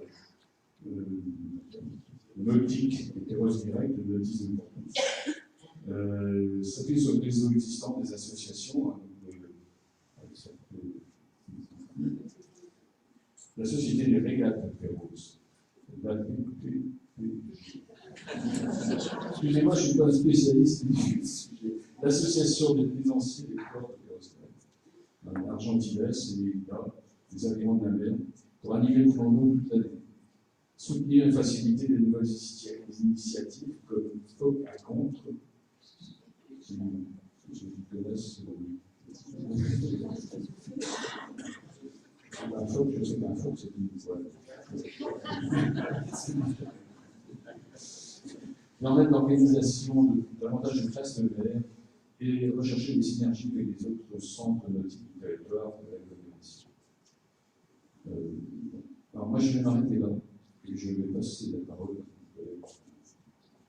Oui, il y a aussi la culture. C'est important, il y a déjà beaucoup de choses qui sont faites, mais ce que nous on souhaite, c'est la culture pour tous et toute l'année. Pas simplement des applications élitistes, permettre l'initiation, permettre la pratique, soutenir aussi le patrimoine immatériel, la culture bretonne et sa langue. Trouve ce magnifique palais des congrès est très sous-utilisé. Et il n'est pas nécessaire de faire des investissements pharaoniques. Il y a à l'améliorer. On pourrait avoir une Wi-Fi par exemple. Mais on pourrait aussi l'utiliser beaucoup plus en hiver, en hors-saison. Trouver des synergies avec les autres salles de l'agglomération ou même du territoire des Côtes d'Armor. Faire en sorte que Pérouse Direct soit aussi un passage pour les différents festivals, peut-être retrouver ce qu'on avait il y a une quinzaine d'années, qui était le festival de musique du Trégor, où Lannion, Pérouse-Guirec et Tréguier partageaient ensemble une programmation sur de la musique classique. Soutenir les écoles de musique, et pas seulement pour faire des virtuoses et des élites, mais aussi pour permettre à chacun, et parmi eux ceux qui sont les moins favorisés, de pouvoir pratiquer. Il y a beaucoup d'associations, il faut en profiter, il faut s'appuyer sur ces associations. Des expositions plus régulières, des projets de jeunes, si on économise un petit peu sur la patrouille de France, qui pourrait venir de temps en temps, mais pas nécessairement tous les ans, on pourrait avoir des jeunes en résidence dans ce palais des congrès qui produiront de la musique, du théâtre, de la peinture, etc. Faire en sorte que la bibliothèque soit gratuite, c'est étonnant que ça ne soit pas, dans énormément de communes ça l'est. Améliorer la qualité des spectacles que le casino doit produire, ça fait partie de ses obligations, et donc contribuer avec eux à aider à cette programmation, participer à des projets communs avec d'autres communes. Et puis l'aspect transport, on l'a déjà évoqué, permettre de covoiturer pour venir à un spectacle, pour venir au cinéma, pour venir écouter ou danser. En tout cas, il y a beaucoup de choses à faire dans le lien social autour de la culture.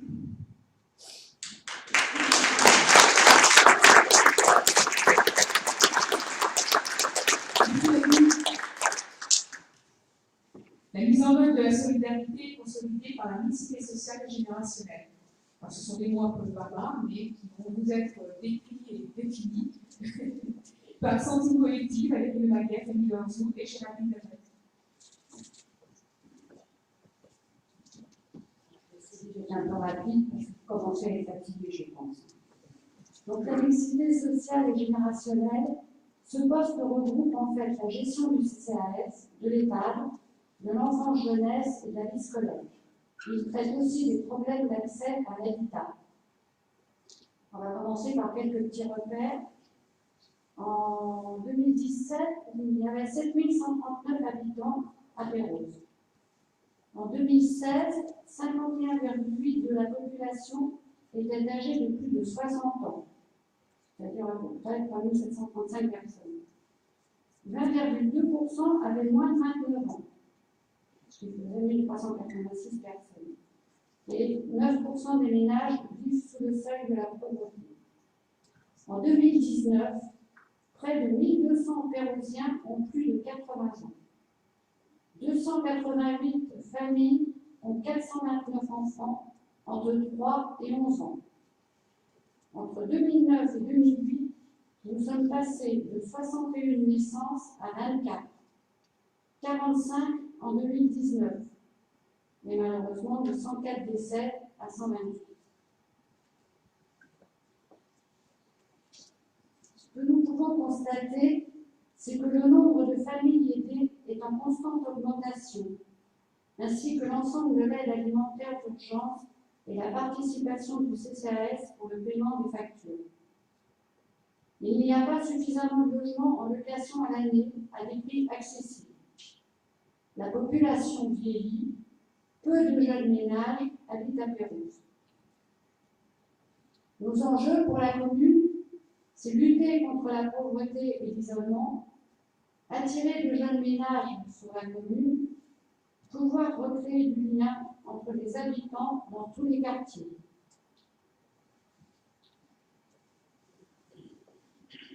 Nos propositions avec les autres acteurs, départements, LPC et associations. Nous engageons des mesures contre l'isolement et la pauvreté. Par exemple, en travaillant sur les critères d'attribution des logements sociaux, sur la mise en place d'un centre social pour faciliter la mise en relation entre les habitants, en lien avec des thématiques comme l'alimentation, l'informatique.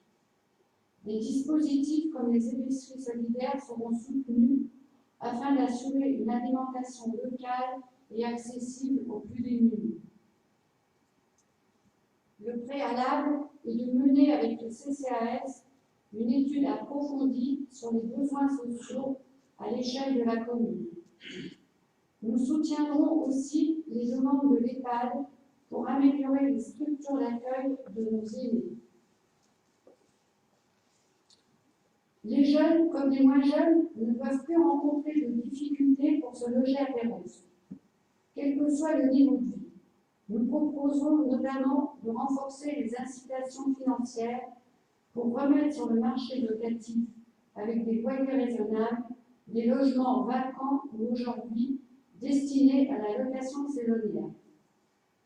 Pour cela, il nous faudra informer les propriétaires de ces dispositions et les rassurer, sachant qu'il est aussi possible de recourir à une agence de location sociale pour les sécuriser dans cette démarche, ce qu'on appelle l'intermédiation locative.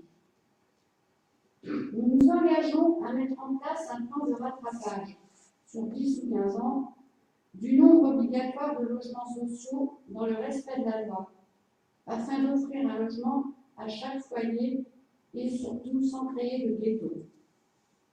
Cela permettrait aussi de rajeunir la population pour la vitalité de la commune et espérer conserver nos établissements scolaires. Nous soutiendrons les projets d'habitat partagé qui permettent de lutter contre l'isolement et de favoriser la cohabitation intergénérationnelle, qui peuvent aussi faciliter l'hébergement des travailleurs saisonniers sur la commune. Nous réunirons un groupe de travail chargé d'étudier et de superviser la réalisation d'un écoquartier pour soutenir les habitants désireux de s'engager dans cette démarche qui associe des exigences sur l'empreinte écologique des constructions, matériaux, gestion des déchets, et un engagement personnel et collectif. Un autre point très important que nous entendons beaucoup concerne le déplacement de la population, comme cela a été évoqué précédemment. En plus de participer à l'élaboration des transports en commun, nous proposerons d'étudier leur gratuité toute l'année et pour tous, y compris pour les transports scolaires. De même, il nous faudra étudier avec les services enfants-jeunesse de la commune les trajets effectués par les jeunes entre leur domicile, les lieux scolaires, les lieux d'activité sportives et culturelles. C'est vrai qu'on l'a déjà entendu précédemment. Dans le cadre des services offerts à l'enfance et à la jeunesse, nous souhaitons développer des animations autour de la citoyenneté et du patrimoine pérosien, en relation bien sûr avec les établissements scolaires. De même, des initiations au breton au sein des écoles maternelles et primaires, comme à la crèche communale, pourraient être mises en place. Et pourquoi pas proposer une solution à Diwan pour accueillir une école maternelle et primaire. Nous étudierons les tarifs proposés dans le cadre de la cantine scolaire en nous inspirant de ce qui existe dans les autres communes. Enfin, pour ne pas oublier les moins jeunes des jeunes, nous mettrons en place un groupe de travail intergénérationnel pour la mise à disposition d'un lieu de rencontre pour les jeunes sur la commune avec des horaires d'ouverture adaptés et pour qu'ils se sentent les bienvenus dans l'espace public. Merci Sandrine.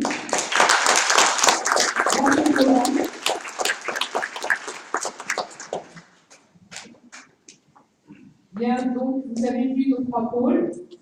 Vous avez eu l'occasion de bien saisir toutes les propositions que vous pouvez vous faire. Tous ces projets sont automatiquement adossés à un budget.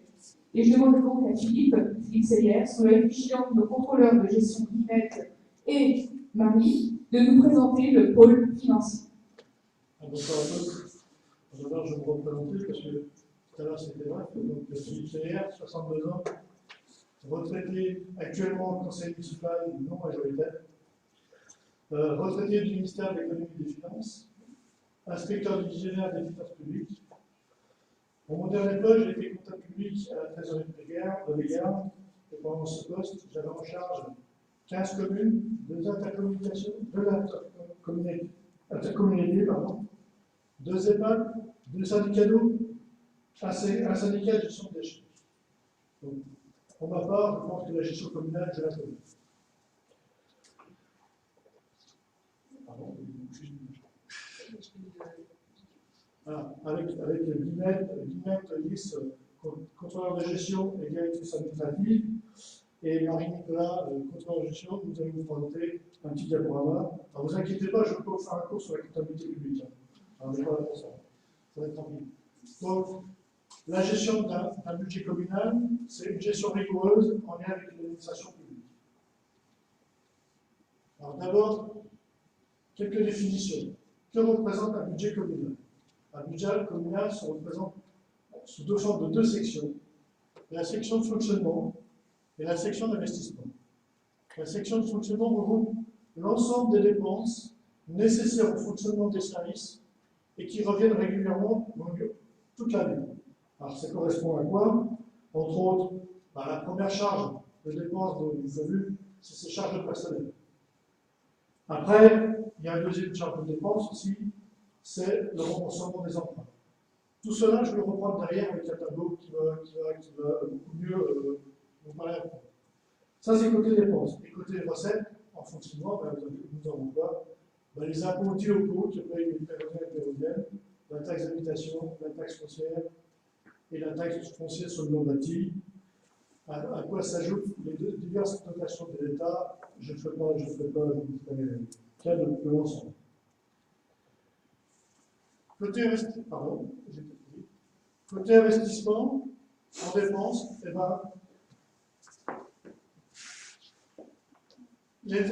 en dépenses, ce sont les opérations qui se traduisent par une augmentation ou une modification de la consistance ou la valeur patrimoine de la commune, c'est-à-dire tous les achats durables que peut faire une commune, une rue, un camion, une voiture, les constructions, aménagements de bâtiments, un bâtiment communal, une crèche, une école, des travaux d'infrastructure, de la voirie, des réseaux, mais aussi un gros poste, le remboursement du capital de l'emprunt, qui, pour Pérouse, est assez conséquent. Un petit tableau pour montrer éventuellement le potentiel de la commune.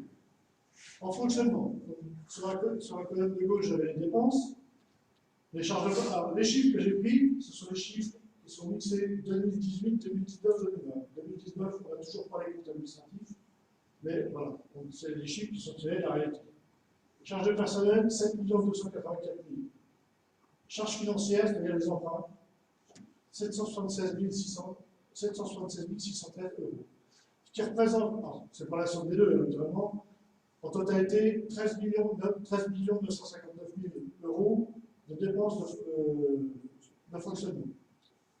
À l'inverse, en recettes, vous avez les impôts et taxes, les dotations de l'État et une ligne particulière qui est le fonds de soutien, suite à la renégociation de la dette à la suite des emprunts toxiques.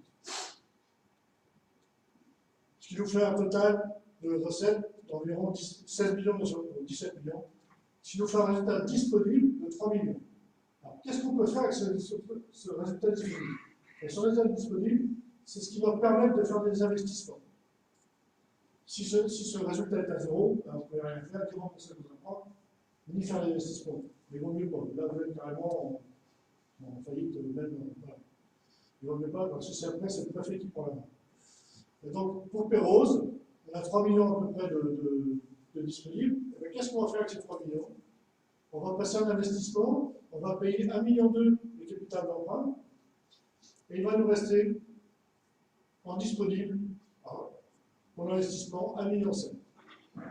Avec ce 1,7 million, on va rajouter certaines recettes comme investissement. Le FCTVA, c'est quoi le FCTVA?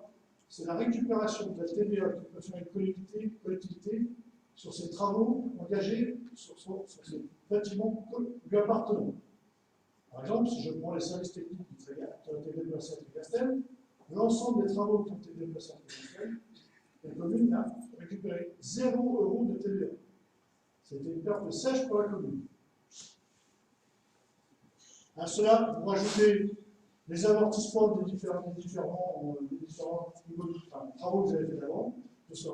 Donc, potentiellement, pour investir, vous pouvez avoir 3 millions par an pour investir.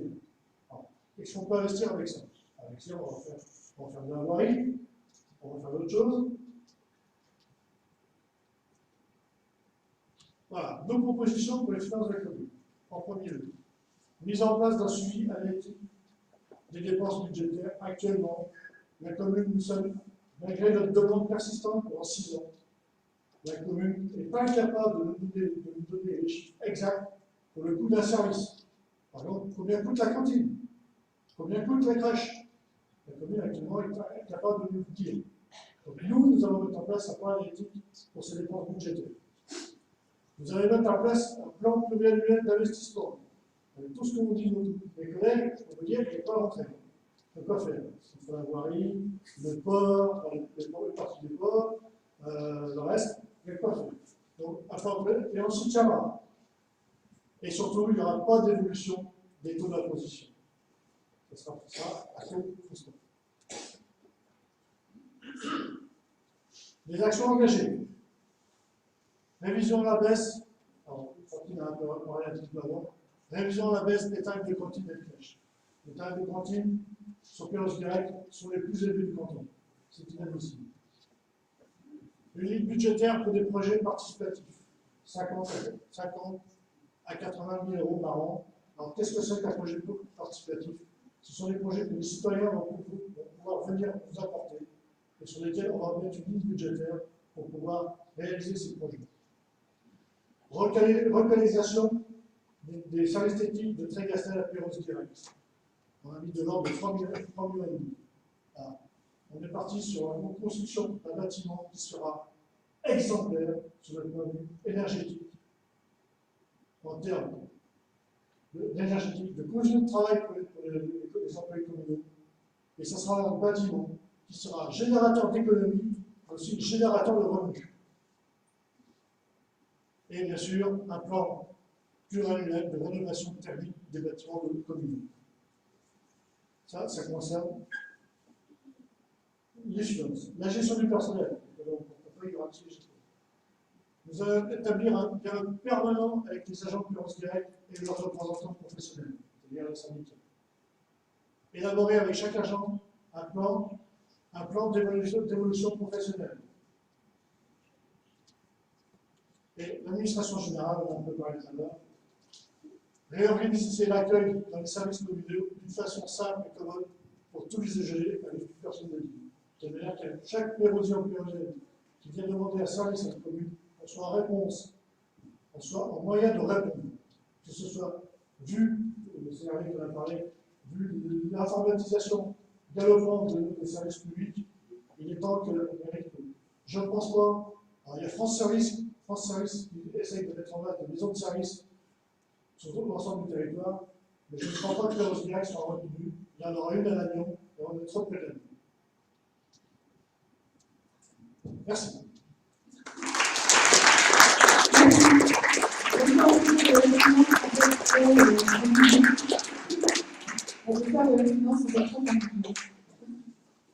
Bien, comme vous avez pu vous en rendre compte, cette organisation nous engage dans un dialogue constant et une réflexion en profondeur pour chaque projet. Entre nous et surtout avec les agents, les spécialistes, les citoyens qui se sentent concernés et aussi les autres collectivités, les professionnels, bref, avec tous les acteurs. Cette démarche prend plus de temps en amont. Par contre, elle nous permet de faire vivre l'intelligence collective et d'éviter bien les écueils. Le programme que nous vous proposons à vos suffrages est ambitieux. Vous allez vous en rendre compte. Nous savons pouvoir nous appuyer au sein de notre équipe et parmi les citoyens sur des compétences pointues, des motivations extrêmement fortes pour le mener à bien. Nous le ferons en toute transparence. Philippe y a insisté aussi, et c'est très très important. Et dès à présent, nous vous sollicitons pour des questions, remarques ou suggestions. Donc, à vous la parole pour la séance questions-réponses.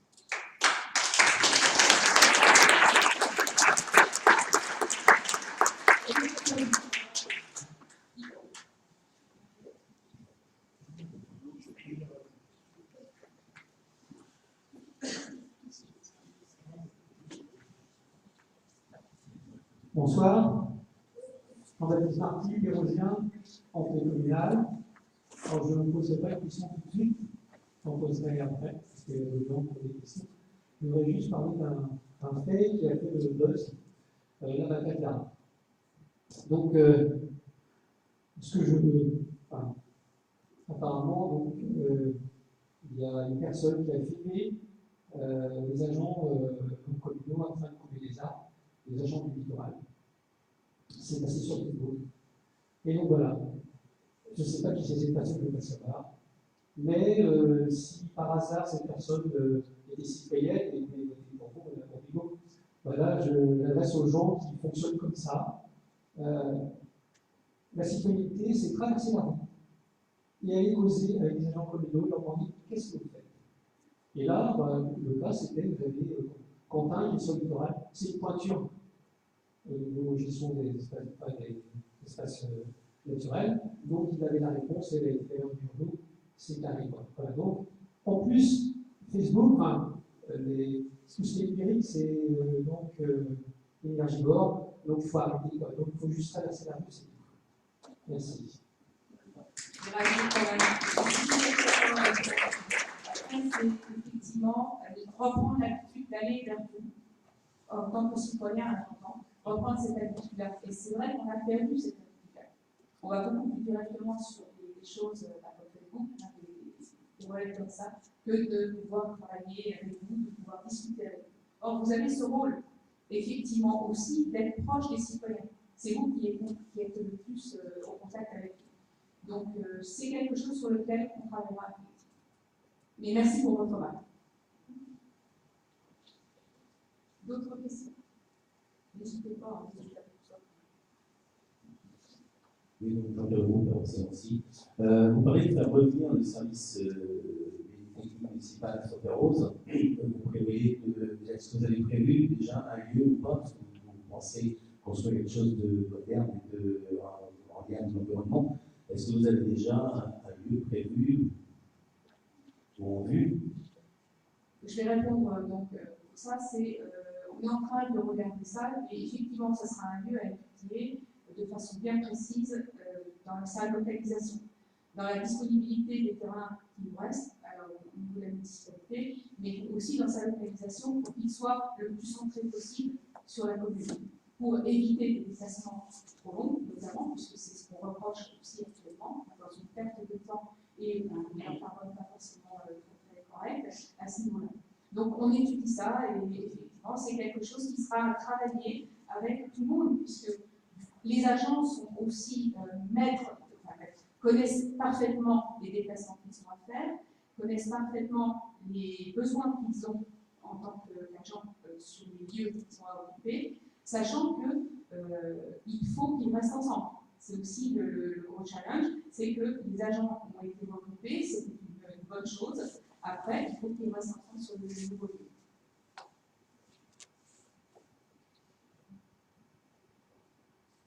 D'autres questions? Vers chez vous. Les élections ont bien lieu. Oui, là-haut, là-bas. Allez.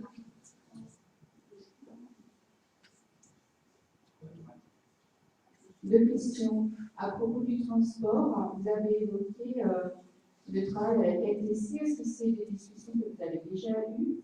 Ou bien est-ce que c'est quelque chose que vous projetez? Je réponds tout de suite. Ouais. Alors, ce sont des discussions que nous n'avons pas eues, puisque de toute façon, nous allons rentrer dans une nouvelle mandature.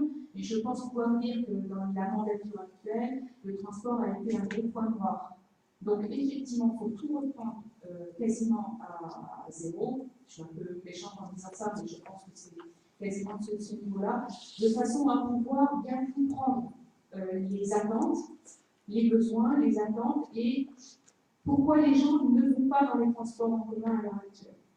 C'est aussi ça qu'il faut prendre en compte. Donc il y a toute une étude beaucoup plus précise à mettre en place et ne pas se contenter de faire le truc pour les transports en commun, mais pour la diversité des modes de déplacement.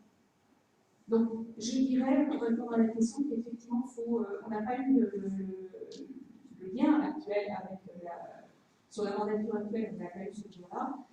On va essayer de voir avec les nouveaux élus, puisqu'il y aura aussi des nouveaux élus tout au sein de la LTC, comment on peut travailler sur ce sujet-là. Après, ce sujet est global agglomération, mais effectivement, il faut qu'il soit bien décliné par commune ou par commune limitrophe. Parce que là, on peut envisager, c'est Macaroni qui le fait actuellement, hein, qui va à la fois de Tricastel, sur Perros du Bénédicament, Saint-Quay et sur Douarnenez. Donc il y a des choses à mettre en place entre communes limitrophes aussi qui sont très intéressantes à travailler énormément. Et de votre deuxième question? Merci. Alors, c'est pas vraiment une question. La question a été posée dans le diaporama, pourquoi ne pas aider l'école d'Iwan à trouver une solution? Ben moi, je dis pourquoi ne pas aider l'école d'Iwan? C'est parce qu'elle ne relève pas du service public, elle a fait le choix de la singularité et de l'indépendance, et qu'elle ne relève non plus d'aucune urgence sociale, ni solidaire, ni environnementale. Voilà. Alors là, je vais répondre quand même, parce que l'école d'Iwan est une école laïque, effectivement, qui a cherché à être depuis très longtemps à rentrer dans le monde de l'éducation nationale et qui n'a pas réussi à le faire. On peut le voir aussi dans ce sens-là. Après, c'est simplement une association qui demanderait éventuellement, parce que c'est une idée qu'on a proposée, métier, hein, qui demanderaient éventuellement à pouvoir bénéficier de locaux pour pouvoir faire de ce voilà. Ça reste.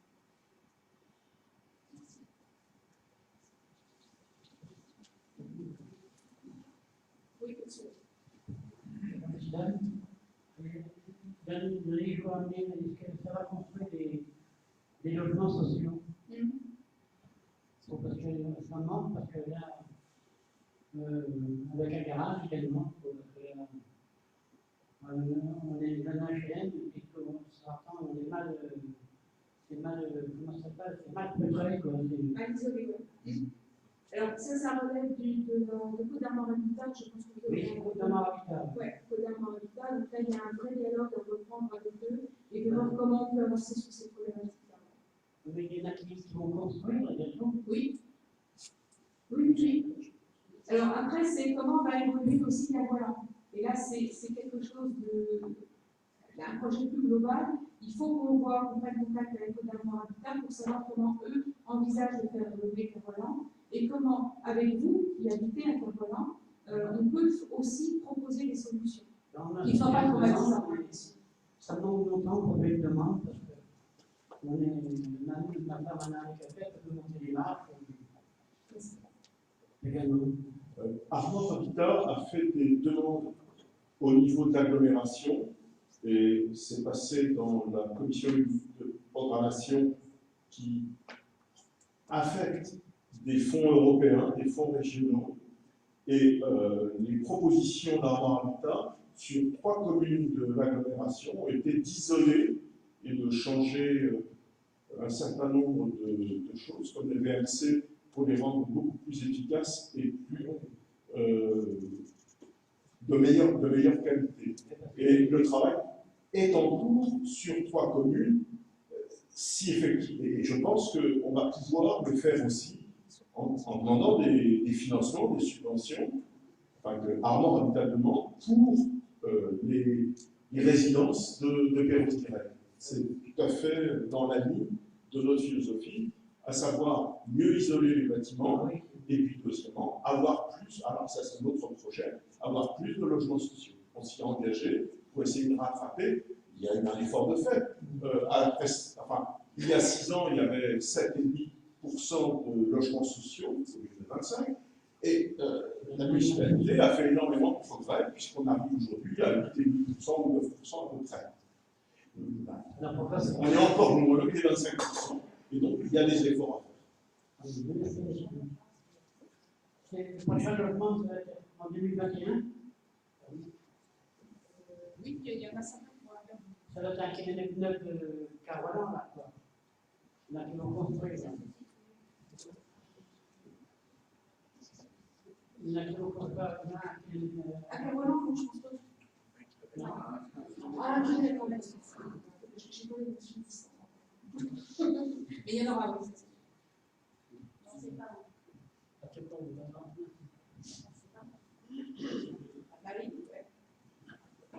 Bonsoir. Alors moi, je suis agréablement surprise de tout ce que j'ai entendu. Je suis ravie de toutes ces propositions. C'est un super bon programme et j'ai très très envie que ça passe et que dimanche, on puisse pour avoir un peu d'espoir encore. Bon, qu'est-ce qu'on peut faire? Moi, la question, c'est qu'est-ce qu'on peut faire nous individuellement pour motiver plus de personnes, parce que là, on n'est pas assez nombreux, ça c'est clair. Qu'est-ce qu'on peut faire? Est-ce que vous pouvez me dire pratiquement ce que je peux faire moi? Je peux en effet envoyer des SMS autour de moi et dire donc, le sens du meeting, c'était génial, mais qu'est-ce qu'on peut faire d'autre? Alors, je pense qu'il faut être très serein là-dessus. Effectivement, c'est le réseau qui compte. Donc, automatiquement, c'est vraiment via vos réseaux que vous pouvez essayer de convaincre. Déjà d'aller voter, parce qu'avec les effets coronavirus, effectivement, on a un peu peur de ce taux d'abstention assez fort, Après, il faut convaincre de voter pour nous, et ça, je vous remercie de votre confiance. C'est vrai que quelque part, le réseau est très très important. Après, nous avons enregistré la réunion. rien ne vous empêche aussi de diffuser cette réunion pour que les gens se convainquent, effectivement, comme vous avez pu être agréablement surprise, se convainquent de la pertinence de ce que l'on propose et de l'objectif que l'on a de sérénité face à des changements qui sont difficiles, effectivement, mais qui sont obligatoires. Donc, je pense que c'est via ces réseaux-là qu'on peut agir. Après, c'est vrai que Facebook a des, par exemple, comme réseau, a des choses bien et des choses beaucoup moins bien, comme je le disais tout à l'heure dessus. Mais c'est vrai que c'est comme ça qu'il faut agir. Et après, de toute façon, ça sera des choses qu'il faudra faire au niveau citoyen. On en a parlé tout au long de la présentation. C'est vraiment de travailler avec vous. Donc, ensemble. Et ça, c'est très, très important. On ne peut pas, à l'heure actuelle, envisager des actions au niveau d'une municipalité avec l'objectif de défi climatique, notamment, face aux urgences que j'ai évoquées tout à l'heure. On ne peut pas le faire tout seul. Les élus d'un côté, les citoyens de l'autre. Ça ne viendra pas du haut. Ce n'est pas quelque chose qu'il faut qu'il tombe et puis que quelque part on arrive à dire aux gens vous devez faire ci, etc. Il faut que les gens soient convaincus qu'ils peuvent le faire simplement. Il n'y a pas de choses très compliquées à mettre en œuvre. Il faut parler entre soi et il faut vraiment arriver à dépasser les stades de peur et d'anxiété que peuvent générer toutes ces choses-là. Merci. Donc, moi, je vais le mettre. Je vais envoyer c'est bien. Merci. Merci.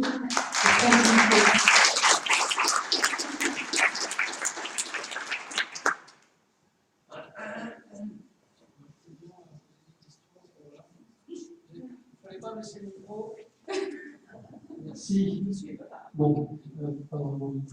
Il y a trois choses. Alors déjà, je voudrais remercier ce que j'appelle les petites mains, des hommes et des femmes et des enfants qui avancent le visage masqué tous les jours et qui ramassent les déchets sur la commune de Perros-Guirec.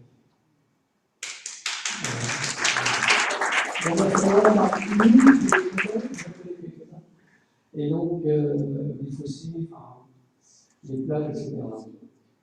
Donc, merci à eux.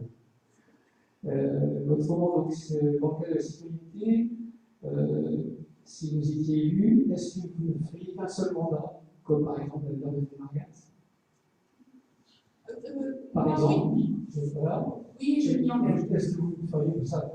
Voilà, ok. Et puis autrement, donc, si vous êtes élu, est-ce que vous pourriez discuter avec votre groupe d'un droit de retrait écologique pour les employés communaux? Vous pouvez détailler un petit peu? Détailler, par exemple, quand on vous dit d'aller ramasser du melon sur la plage au mois d'octobre parce qu'il y a une équipe de France de football qui vient s'entraîner, il y a du melon, ça fait dégueulasse. Bon, au mois de juillet, je veux bien et encore, mais au mois d'octobre, bon quoi. J'accepte le droit de retrait. Merci. Mais vraiment,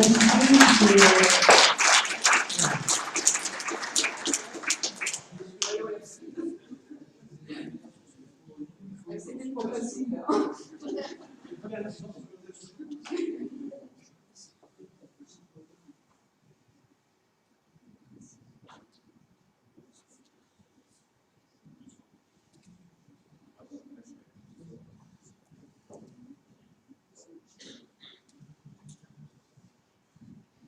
Bonsoir, le groupe Péterater. Donc, les services techniques sont partis à Pégastel et en même temps, l'accueil des services d'urbanisme ont disparu de Pérouse. Maintenant, c'est un bâtiment qui n'existe plus, enfin, il existe encore, mais il n'est plus disponible. Donc, si vous faites revenir les services techniques à Pérouse, l'accueil des services d'urbanisme, vous pensez le faire à quel endroit? C'est une bonne question. Mais je pense qu'il faudra qu'on en discute avec les agents, c'est ce que je disais tout à l'heure. Ce retour des services techniques va se faire à la fois avec les agents, avec des gens comme vous, des usagers, qui auront des choses à dire aussi là-dessus. Et effectivement, comme on a quand même envie de laisser les agents groupés, il se pourrait que l'accueil ne soit pas là où il était avant. Maintenant, il sera sur Perros-Guirec. C'est la seule chose sur laquelle on peut s'engager à l'heure actuelle.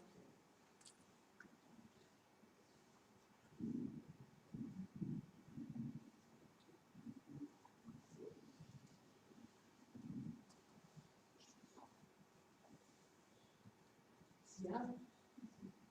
Auriez-vous envie d'aller partager un petit pot de l'amitié? C'est vrai que je ne sais même pas quelle heure il est. Bien, pour conclure, d'abord je voudrais vous remercier d'être venus, d'avoir été aussi attentifs, de vos questions, parce qu'elles étaient tout à fait intéressantes, de vos remarques. Je vais vous demander, mais ça a déjà été abordé, dimanche, de voter pour Demain Terreau cette alternative, comme nous l'avons bien mis sur la page de Prestaraou, et effectivement de diffuser, si vous en êtes convaincus, auprès de vos proches, dans vos réseaux, et surtout de penser à une chose importante. Il ne faut pas tuer le vainqueur aux œufs d'or.